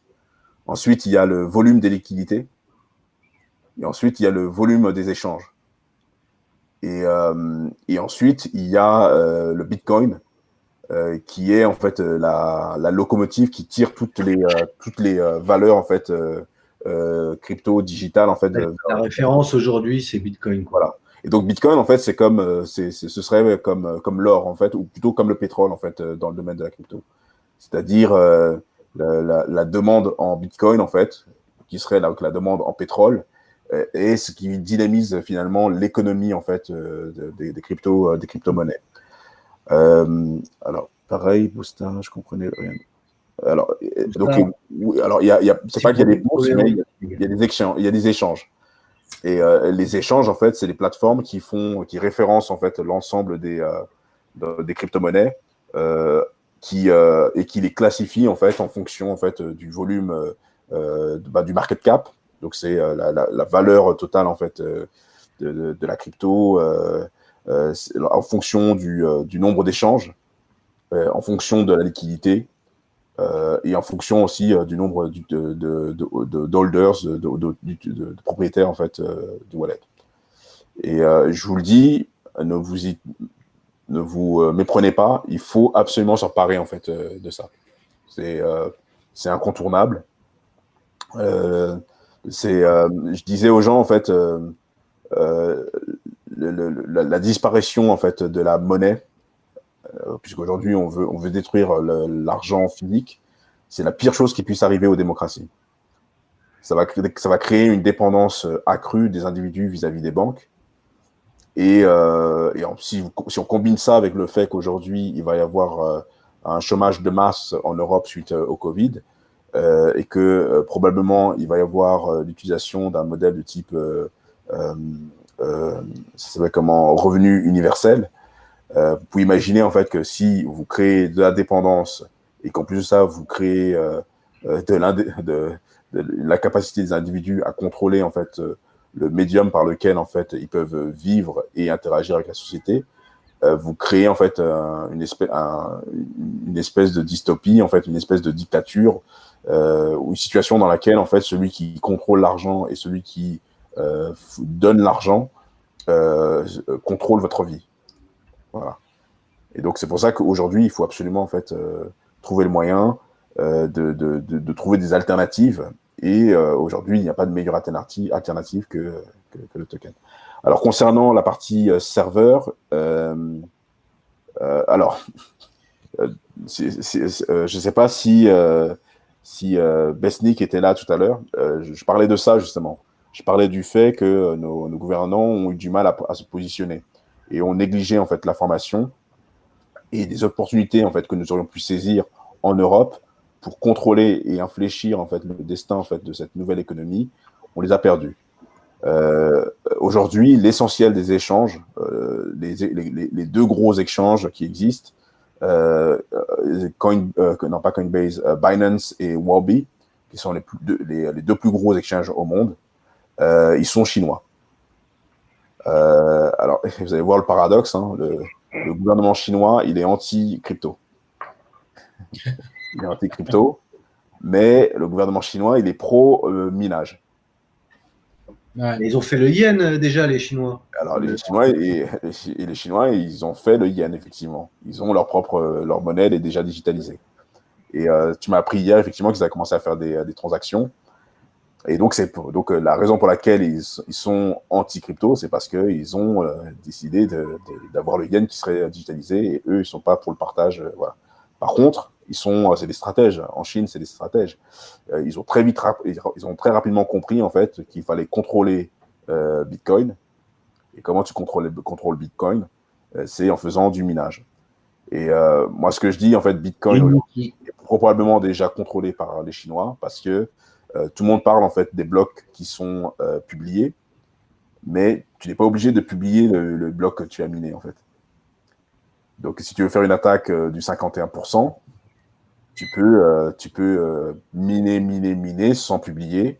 Et un jour, en fait, tu publies en masse et tu renverses en fait les équilibres et tu prends le contrôle en fait de la blockchain.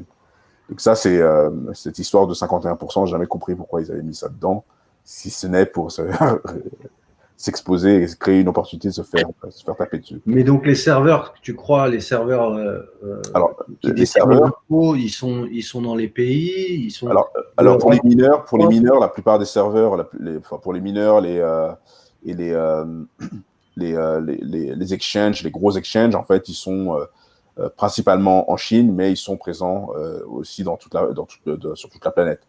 Parce que pour maintenir le service et pour certaines questions de sécurité, il est essentiel en fait de créer un réseau distribué en fait qui ait plusieurs points en fait de référence et pour éviter en fait des hackings un peu sauvages. Ce qui n'empêche pas en fait des gens comme Binance de s'être fait hacker. C'est pas impossible parce que l'incentive étant tellement forte, aujourd'hui les gens ça a aucun intérêt d'aller attaquer une banque. Il faut attaquer en fait un exchange crypto. C'est beaucoup plus rentable et en plus de ça, tu peux ne pas être vu en fait ni pris. Voilà. Mais ça sur un compte MetaMask. Non, en fait, ce genre d'opération se fait avec des disques durs, voilà. C'est avec des hard drives. Recruté par la CIA.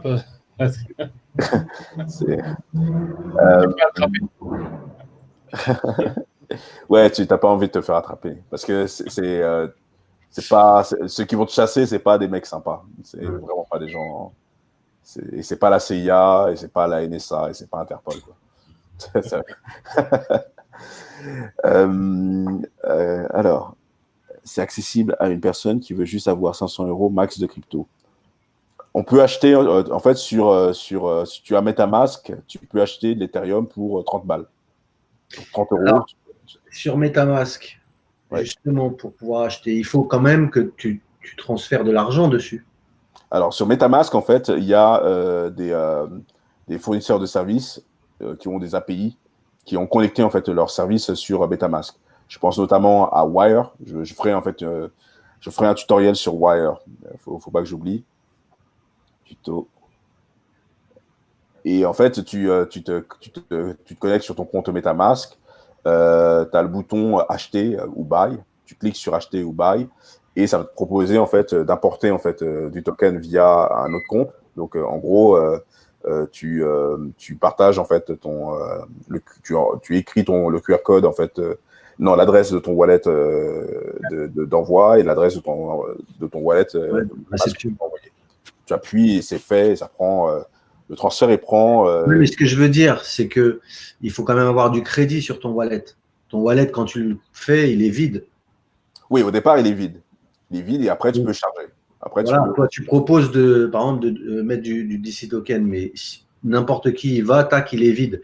Donc, il faut, pour que je puisse acheter de la crypto, c'est un peu ça sa question. Est-ce que il peut acheter, par exemple, pour 500 balles, tu veux mettre 100 balles de DC token, ouais. Je vais aller sur l'application, je vais mettre 100 balles, ça va me demander le numéro de ma carte de crédit, ça va me… Comment je fais pour payer? Oui, en fait, aujourd'hui, je peux payer avec ta carte de crédit. Voilà. Ou une carte de crédit rechargeable. Mais tu es obligé de connecter un compte ou une carte de crédit quand même pour… Non, tu saisis les informations d'une carte de crédit, mais ça n'est pas enregistré dans ton MetaMask. Ok. Et une fois que donc, c'est ça qui peut te lancer, ça peut être la pompe de départ. Tu achètes ta crypto de départ que tu veux, tu mets 100, 200 balles de DC token. Ouais. Allez, 250, soyons moitié, Soyons et soyons fous. Et le reste, tu vois, tu fais Ethereum et Bitcoin. Ouais. Et de là, après, tu as tes 500 balles réparties sur trois Ouais. cryptos différents et sur le même wallet. Donc, absolument, oui, dans le même wallet. Alors, concernant le DC token, aujourd'hui, alors, je ne suis pas sûr qu'on puisse déjà l'acheter en fait via Wire. Peut-être je dis des bêtises, mais je ne suis pas sûr. Par contre, une chose qui est sûre, c'est que suivant ce que les gens veulent faire, si vous voulez acquérir en fait du DC token, vous pouvez le faire en fait dans un premier temps en achetant en fait de l'Ethereum et dans un deuxième temps en swappant. Et ça, c'est important je dis pour toute la communauté, de swapper parce que c'est ce qui va permettre en fait au DC de prendre de la valeur en fait. Parce que nous, l'un de nos enjeux en fait aujourd'hui, c'est si on veut par exemple être listé sur un échange comme Binance, il faut que le nombre de personnes en fait détenant du DC token soit suffisamment important. Je crois, Bibin, il me corrigera, mais je crois que là où ils ont monté à 1000 personnes ou 2000 personnes, où c'est le nombre de transactions, et il faut que le nombre de wallets en fait détenant du DC token il soit aussi important. Je ne sais pas si c'est 500, etc. Donc il y a des chiffres, il y a des métriques bien précises en fait qu'il faut atteindre, et il faut qu'il y ait un nombre suffisant de transactions aussi. Donc idéalement, on va dire 1000 transactions. Donc c'est des gros chiffres. Hein. C'est du trafic en tout cas, quoi. C'est ça. Et donc ça veut dire quoi? Ça veut dire que une personne, si elle veut acheter, je sais pas moi, si elle veut acheter pour 500 €, elle se fait je crois que 300 €, 350 € ou 380 €, elle s'achète un Ethereum, ou alors, non, je dirais mieux, en fait, elle achète tout ça en Ethereum, elle achète pour 500 € d'Ethereum, ensuite elle va sur Uniswap, et elle swap pour 100 € ou 150 € en fait, d'Ethereum contre du DC, en fait. Et dans MetaMask, tu ne peux pas swapper, tu peux swapper aussi dans MetaMask. Dans MetaMask, tu peux swapper aussi, ouais. Ouais, voilà. Donc, autant tout faire dans MetaMask, autant tout faire dans MetaMask, effectivement. Un wallet MetaMask et de là acheter l'Ethereum. Commencez par acheter l'Ethereum. Si vous voulez garder un peu d'Ethereum, bah, vous achetez, disons, 500 balles d'Ethereum et vous mettez 400, vous swappez. C'est ça, c'est le nouveau terme. Voilà, ça va être le nouveau terme. Excusez-moi 2 secondes. Mais c'est important parce que comme je dis, hein, moi, je suis un homme de one word. Moi, je suis ravi d'en donner à la communauté. Mais ce qui va être important, alors, je dis qu'il a encore une question.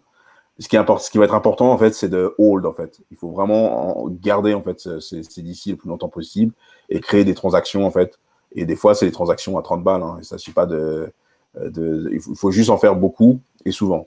Donc, vous pouvez dire, par exemple, voilà, ce mois-ci, je vais allouer 150. Je mets 100 €. C'est ça, ouais. Je vais allouer 150 balles, en fait, sur le DC, pour swapper du DC. Et je fais un swap tous les 2 jours. Et comme ça, le nombre de transactions, il augmente. Et c'est ça, en fait. Je pense qu'il faut penser... en France, on ne joue pas assez en équipe. C'est pour ça qu'il n'y a pas de grosses cryptos en France. Mais c'est comme ça qu'il faut la jouer, en fait. Dans les autres pays, ils s'organisent. Hein, les mecs, ils réussissent pas à faire monter la valeur de leur truc tout seul. Il y a une communauté derrière, de gens qui sont d'accord pour soutenir, pour pousser. Et après, ils ont une valeur, ils ont une crypto qui vaut 10 balles et tout le monde est bien, quoi. Alors, la question, durcissement législatif. De quoi? Ils ont des salles pour miner. Ouais, voilà, exactement. Durcissement législatif d'ici 2025. Mais ça veut dire que c'est pour réguler la concurrence ou parce qu'il y a incité la transition. Exactement, en fait. Moi, l'un des soupçons en fait que j'ai, c'est que le Bitcoin il a été créé non pas par un génie fou avec des cheveux de travers comme ça, mais par des institutions, des organisations gouvernementales pour pouvoir faciliter en fait l'adoption en fait de la transition vers une économie sans cash. Et donc encore une fois, ils ont créé une belle histoire, une narrative Donc, ils ont Satoshi Nakamoto qui écrit un papier révolutionnaire à la suite de la crise des subprimes, dans lequel il présente en fait un nouveau paradigme dans lequel on réinvente l'économie. Et toute la communauté en fait crypto qui évidemment parce que les fondements scientifiques techniques en fait sont juste extraordinaires adhère et se met en fait à adopter en fait le Bitcoin qui au départ valait je crois que c'est 0,0001 dollars. Donc imaginez où est-ce qu'on en est aujourd'hui. Donc on a à peu près on a cette communauté qui s'en empare et puis pendant longtemps, jusqu'en 2011, 2000. Bon, la première fois que j'ai entendu parler de Bitcoin, c'était en 2011. Et j'ai pensé que c'était un scam, en fait. C'est un mec qui est venu à mon bureau et m'a dit, ouais, tu connais ça, tu peux en acheter, machin, etc. Et j'ai fait, toi, tu dégages. Et je m'en mords les doigts. Je m'en mords les doigts. Plein d'histoires. Je connais des amis, enfin, un pote à moi qui me disait qu'il y avait quelqu'un qui avait plein de disques durs, qui avait acheté plein de bitcoins. Et quelques années après, a cherché ses disques durs, sauf que sa copine avait tout jeté. Voilà. Oh mon Dieu. Là, c'est une cause de divorce, je crois. C'est une cause d'assassinat.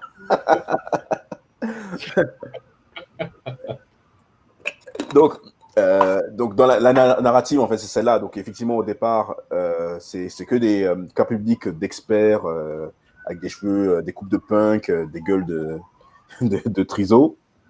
Donc, des nerds, hein, voilà, soyons clairs. Ensuite, ça remonte vers les mecs qui sont un peu plus hype, hipster, machin, etc. Ou des ingénieurs. Donc, ceux dont je parle avant, les nerds, là, c'est des mecs qui sont dans la crypto. C'est des purs et des durs. Après, ça remonte vers les ceux qui sont socialement plus acceptables. Et après, ça arrive progressivement vers des gens qui sont plus early adopters, qui aiment bien la tech, la nouveauté, etc. Beaucoup de traders aussi, tous ceux qui sont traders. Et progressivement, ça commence à percer vers le grand public.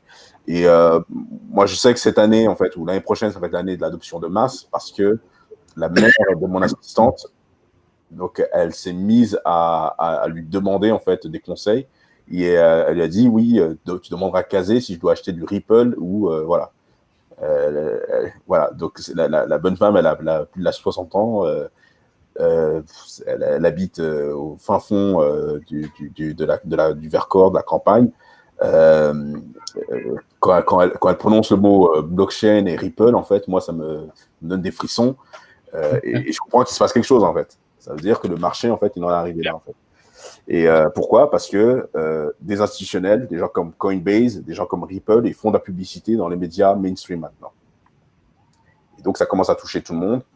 Ce qui veut dire quoi ? C'est que bientôt, ces gens-là vont faire, que ce soit le gouvernement ou les gros acteurs, ils vont commencer à faire pression sur les États pour réguler, pour qu'il n'y ait pas de concurrence. Parce que c'est ça l'enjeu, en fait. Comment tu fais pour tuer le marché ? Une fois que toi, tu as assis en fait ton assise pour empêcher en fait de nouveaux concurrents de rentrer, tu régules en fait. Tu mets en place un standard auquel en fait les autres doivent se plier en fait avant pour pouvoir prétendre rentrer dans le marché. Quoi. Tu régules. Tu régules, tout simplement, de façon sauvage. Quand le Bitcoin était à 1 euro, j'en avais acheté pour 100 euros. Ils sont. Mais je ne sais plus. Je vais te dire. Il n'y a pas de miracle. Hein. Là, c'est. Il n'y a personne qui peut rien faire. C'est. Je pense que. Essaye avec ce doigt-là.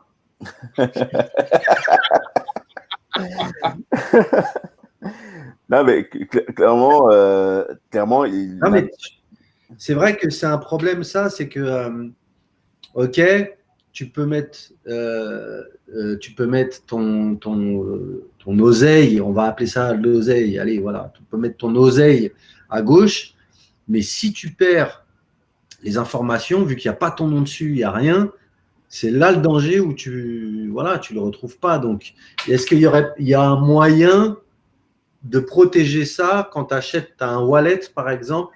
Est-ce qu'il y a un moyen de le protéger de manière à pouvoir le retrouver quoi qu'il arrive? Je crois peut-être avec le hash de la transaction, c'est même pas sûr. Je dis un truc au hasard. Hein. Mais, ce serait un truc je pense vraiment à pencher ça, parce que ça servirait à beaucoup de plateformes et de crypto-monnaies. C'est s'il y a une espèce de ceinture, tu vois, ce serait pas, il y aurait pas de nom, il y aurait pas de truc, ce serait un chiffre ou un nom virtuel. Il aurait fallu que Beznik il note, c'est bête, hein, il écrive à la main en fait les hash de ces blocs, de ces cryptos en fait. Soit ça, ou soit les mettre dans ton téléphone quelque part, quoi, ou prendre une photo des numéros. Non, ça c'est pas bon, ça, ouais. Non, ça marchera jamais, ça. Parce que ton téléphone, en fait, tu vas le perdre. Enfin, non, il y a pas 36 solutions. Il faut faire. Il y a des gens beaucoup de gens aujourd'hui. Il y a des banques. Ah, toi, tu dis il n'y a pas 36 solutions, mais le papier, stylo dans la poche. Stylo. Non, pas dans la poche. Papier, stylo. Dans la poche. Papier, stylo dans un coffre à la banque. Ouais, voilà. Ok. Parce que On revient à la banque. On revient à la banque, bien sûr. On revient à la banque. Ah merde, faut une banque. Ouais, merde. En ayant ton mail chez Google, par exemple, tu peux avoir la traçabilité de tes numéros de téléphone. Peut-être que, du coup, tu mets au lieu de mettre le nom d'une personne, tu mets les renseignements. Les gars, on n'a qu'à recycler les banques. On a quoi? On n'a qu'à recycler les banques. On reprend leur logo.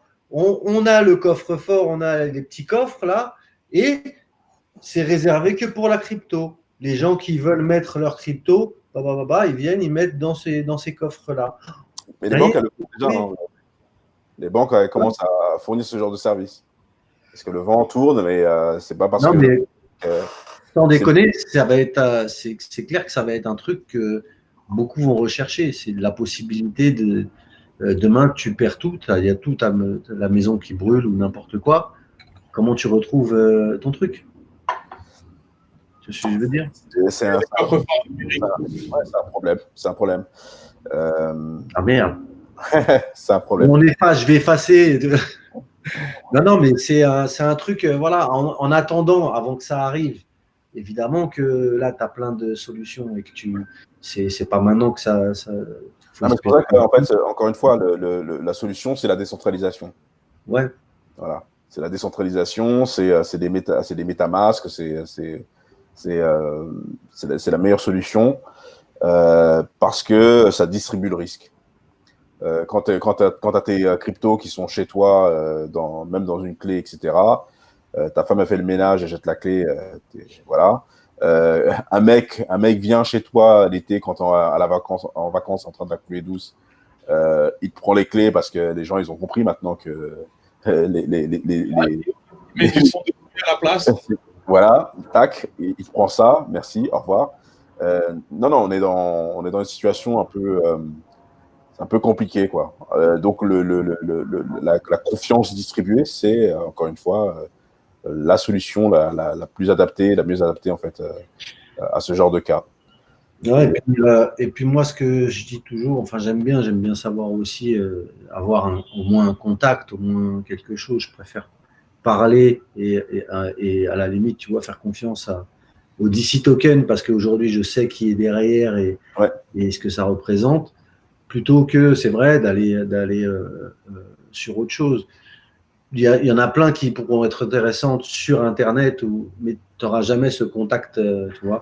Je pense que ce côté-là que vous avez avec DC Token, il faut aussi le mettre en avant parce que du coup, c'est plus organique. Ça reste digital, mais c'est plus organique parce que vous êtes accessible et que s'il y a des questions, s'il y a des trucs, boum, tu vois. Oui, il y a du monde, ouais. Ouais, c'est pour ça que je dis aux gens de ne pas hésiter, en fait, même pour échanger avec les autres membres de la communauté. Là, aujourd'hui, par rapport à l'attaque qu'on a subie cette semaine, c'est-à-dire, enfin, quand je dis attaque, c'est le mec qui s'est mis à dumper, en fait. Donc, dumper, c'est faire baisser la valeur, en fait, du DIS token. il y a un membre de la communauté qui est venu et c'est lui qui nous a donné les explications. Donc, c'est ça aussi qui est intéressant, c'est qu'il y a des gens beaucoup plus expérimentés que moi dans le domaine de la crypto qui sont là aussi, qui peuvent répondre à des questions légitimes que les gens peuvent avoir. Et tout ça, c'est ce qui crée en fait l'émulation. Et on parle d'une communauté internationale. Il y a des gens qui sont en Allemagne, il y a des gens qui viennent des Émirats, des États-Unis, enfin un peu partout dans le monde. Et ces personnes adhèrent toutes aux valeurs en fait que nous portons aussi bien au sein de la fondation DataChain avec le DIS Token qu'au sein de Brain Cities. Et si vous allez sur Telegram, vous allez voir, on est en train de travailler sur une initiative aux Pays-Bas, à La Hague, où on est en train d'utiliser l'infrastructure qu'on a construite et qui utilise le DIS Token pour fournir des services publics, pour procéder à l'autonomisation en fait de la maintenance des éclairages de la ville de La Hague, avec l'intelligence artificielle également. Donc on n'est pas dans une situation où on a créé en fait une monnaie juste pour plaisir de créer une monnaie. On est dans une situation où on veut vraiment en fait créer ce bridge entre le présent dans lequel on est, où on a d'un côté en fait les intelligences artificielles, la blockchain, le big data, etc. De l'autre côté, on a les humains. Et au milieu, en fait, il y a aucun, c'est un terrain vague où il y a aucun cas d'application réel, où je peux dire oui, j'ai fait appel au service d'une intelligence artificielle, où j'ai interagi avec une intelligence artificielle, et cette intelligence artificielle m'a permis de faire ça. Donc, même si c'est pas vrai, hein, à chaque fois que vous utilisez votre téléphone, il y a des milliers, des centaines d'intelligences artificielles, en fait, ne serait-ce que dans la caméra, en fait, qui sert à faire le meilleur zoom possible ou bien faire le meilleur rendu, en fait, possible de photos.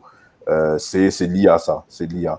Mais ça, pour moi, c'est des utilisations superficielles, en fait, de l'intelligence artificielle, qui n'apportent rien à personne et qui, bien au contraire, en fait, servent à nous distraire. De l'autre côté, je vois en fait qu'on a c'est dans l'urgence, hein, on est dans une espèce d'urgence. On est dans une urgence absolue en fait de mieux appréhender en fait ces outils, mais tout en même temps en se donnant les moyens de les posséder. Voilà. Et via le DIS Token en fait, c'est ce que moi je permets aux gens en fait de posséder en fait une partie en fait de cette infrastructure qu'on a créée. C'est là où tu es très, très transparent, et moi, c'est ça que j'aime aussi, tu vois. C'est pour ça que je dis que c'est très organique. C'est que même tout à l'heure, tu nous dis tes intentions, ce que tu veux faire, mais là, il y a des étapes à franchir. Absolument, oui. Et moi, c'est ça que j'aime. Il y a rien de. Après, on va pas demander les détails techniques et pourquoi tu fais ça et comment tu fais ça et trucs. Non, moi, j'ai juste besoin de savoir c'est quoi la direction. Vouloir avoir plus, des fois, peut-être des trucs plus techniques ou qui connaissent, qui veulent avoir des trucs plus spécifiques. Et c'est bien que tu puisses y répondre, mais je parle pour. On va être plein, moi j'en fais partie, de gens qui découvrent ça et qui vont avoir besoin de connaître le langage, à quoi correspond tel ou tel terme, et ainsi de suite. Donc, c'est vachement important. C'est vachement important. Avoir accès, en fait, c'est vrai que ce que tu disais par rapport à la proximité, c'est essentiel.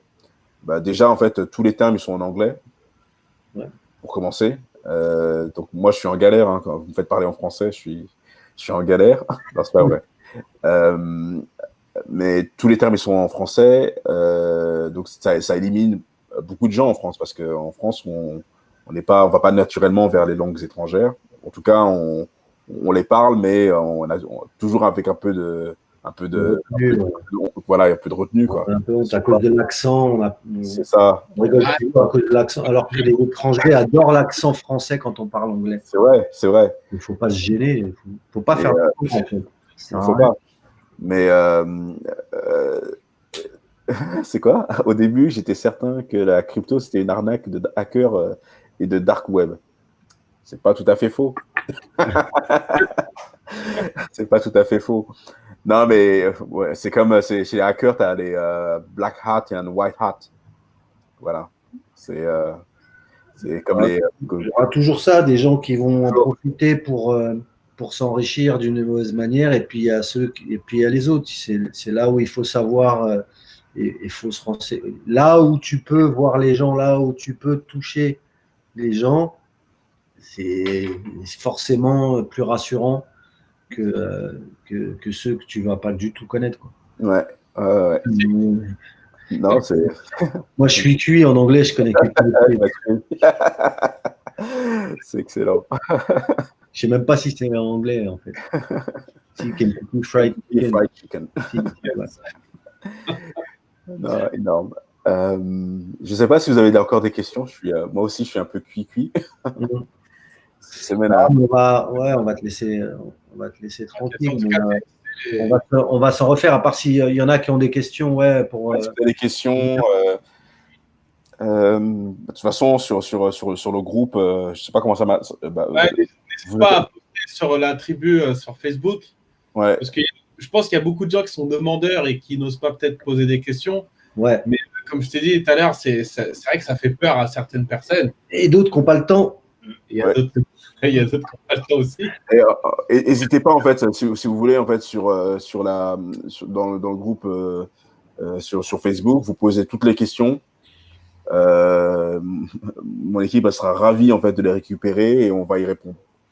On va prendre le temps, on répondra à toutes les questions. Parce que c'est important. Je pense que c'est une chose qui est vraiment importante. Et il y va, en fait, de l'indépendance de chacun, en fait. En fait, c'est redistribuer les cartes. C'est ça. C'est exactement ça. Moi, je vais pas dire que je suis issu de l'immigration, ça se voit. c'est un peu évident. Mais bah ouais, ça se voit. Mais ce que je veux dire, en fait, c'est que on a plus de capacités qu'on imagine en réalité. Voilà. Et je pense que enfin, du moins ce que les médias ou ce qu'on laisse croire. Et dès lors qu'on arrive en fait à aller au-delà en fait des images ou des préconçus en fait qu'il y a sur nous, on peut faire des choses extraordinaires, quoi. Et je vous le dis, hein, il n'y a pas de meilleure aubaine en fait que la blockchain, les intelligences artificielles et la tokenisation pour rebattre les cartes. Mais c'est maintenant, en fait. C'est là, on est en 2020, enfin fin 2020, 2023, 2024, ce sera trop tard. C'est demain, 2023, c'est demain. Voilà, le système, il va se durcir, en fait. Ça, c'est l'un des paradoxes, en fait, de l'IA. Les intelligences artificielles, ils vont renforcer le système en créant des verrous supplémentaires. Et ce seront des verrous qui seront automatisés. Donc, c'est pas comme si tu peux négocier avec le verrou. Tu peux pas frapper, il n'y a pas de porte à vous frapper.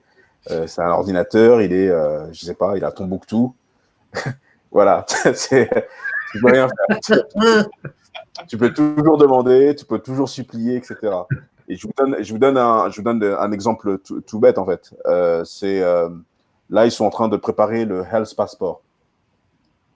Sauf que dans le design, en fait, du Health Passport aujourd'hui, il n'y a qu'une seule option. Il n'y a que l'option vaccin. Donc, par défaut, dans le design, déjà, il y a un problème. Quand tu dis ça, il faut faire ça. Donc, voilà. Donc, c'est un gros problème, déjà. Donc, ça veut dire tout le monde doit aller dans un sens. Mais le problème, c'est quoi? C'est que c'est les humains qui ont conçu ça. Mais à la fin, c'est une intelligence artificielle qui va appliquer, en fait, l'autorisation d'accès ou de non-accès. Et tu ne peux pas négocier pour elle, en fait. Si dans ton passeport, il n'y a pas écrit que tu as fait un vaccin il y a 3 heures et qu'il n'y a pas le QR code ou machin qui va avec, tu ne voyages pas. Oui? À moins que tu te transformes en AI. Ou bien en E.T. Donc c'est un peu voilà, c'est un peu ça, et ça, bon, c'est un autre sujet, hein, tous les biais de conception dans le domaine de l'informatique et plus particulièrement dans le domaine de l'IA, ce serait encore 2 heures de discussion. Mais dans le cas présent, le cas précis en fait du Health Passport, ça a été fait à dessein. C'est un choix délibéré. Nous, on a conçu en fait, on a fait une proposition à HPE pour un passeport santé, un Health Passport, dans lequel justement nous on proposait en fait plusieurs types de traitements et de diagnostics, de façon à donner plus de souplesse. C'est pour ça que je dis en fait, il ne faut pas laisser ces C'est ouf ce que tu dis, parce que ça, c'est des trucs dont personne parle, tu vois, et que ça, c'est des trucs qui sont développés maintenant. Ça veut dire que c'est maintenant que c'est développé. Ça veut dire que ça fait longtemps qu'ils en parlent, quoi. C'est ça. C'est ça le truc. Et c'est pour ça en fait, il faut absolument se saisir de ça. Je pense que demain en fait, lancer une pétition sur ça, sur un Health Passport en fait qui ne contienne pas uniquement, moi je suis nul dans ce genre de choses, mais c'est le genre de choses à faire en fait. C'est le genre d'initiative à lancer. Ouais, mais après, c'est toujours pareil. Il faut que, si tu crées ça, il faut qu'il soit reconnu, tu vois. Parce que si tu voyages, après, tu vas d'un pays à l'autre, mais tu attends le passeport, mais ils disent ouais, il n'est pas bleu. C'est ça. On s'est compris. T'as un passeport noir. C'est compliqué, hein, ça va être compliqué pour toi de sortir de là où t'es. Sortez vos passeports. Toi, là. C'est horrible, mais c'est ça. C'est exactement ça. Mais non, mais plus sérieusement, c'est un vrai sujet. Parce que maintenant, ils ont un chien pour le coronavirus. Vous êtes au courant? Le chien, il vient, il sniffe. Hop, le corona, toi. Allez. Donc là, il y a les chiens, là, mais c'est la prochaine étape. Hein. C'est la prochaine étape. On va remplacer le chien par un robot. Il fera la même chose. Nous, on fête les morts, je vous préviens tout de suite. Ce soir, on va rigoler. Énorme. Bon, la famille, la communauté, les amis. Yes. À très bientôt. Merci beaucoup. Merci beaucoup à toi. Merci. On vous fait suivre. Enfin, je sais pas comment ça se passe pour la suite. Hein. Ceux qui sont intéressés, vous suivez déjà. Il y en a pas mal, je pense déjà depuis la dernière fois qu'on dû venir, ceux qui s'intéressaient. Mais vous pouvez suivre Brain City sur Facebook ou sur Instagram. Et rejoignez sur Telegram. Alors, je ne sais pas où est-ce que c'est. Alors, je pense qu'Angela ou Bibine sur le groupe Tribu Libre ou dans les commentaires là, si vous pouvez mettre les liens qui correspondent. Ouais. Et comme ça, les gens qui verront le live pourront retrouver ça dans les commentaires aussi. Et puis, quand tu veux, hein, quand tu as des news ou tu as des trucs sur lesquels tu veux.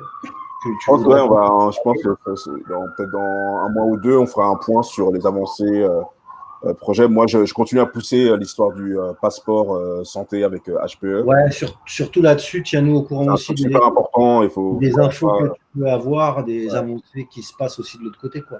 Ouais. De l'autre côté, ils sont déjà en train de tester. Hein. Ils sont déjà en phase de test. Mais encore une fois, il faut se saisir. Voilà, il faut se saisir du sujet. Il faut se saisir du sujet en fait collectivement. Faut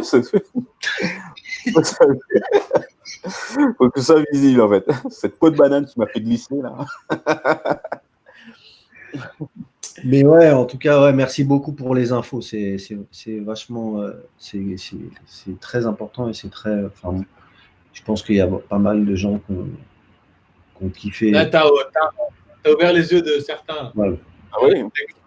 Mais attends, mais en fait, c'est pas aussi compliqué que ça. Ouais. Ouais, c'est pas faux. Il faut juste, faut essayer. Ouais. Merci beaucoup, Kazé. Merci. À très vite. À très vite. Salut. Ciao. Ciao.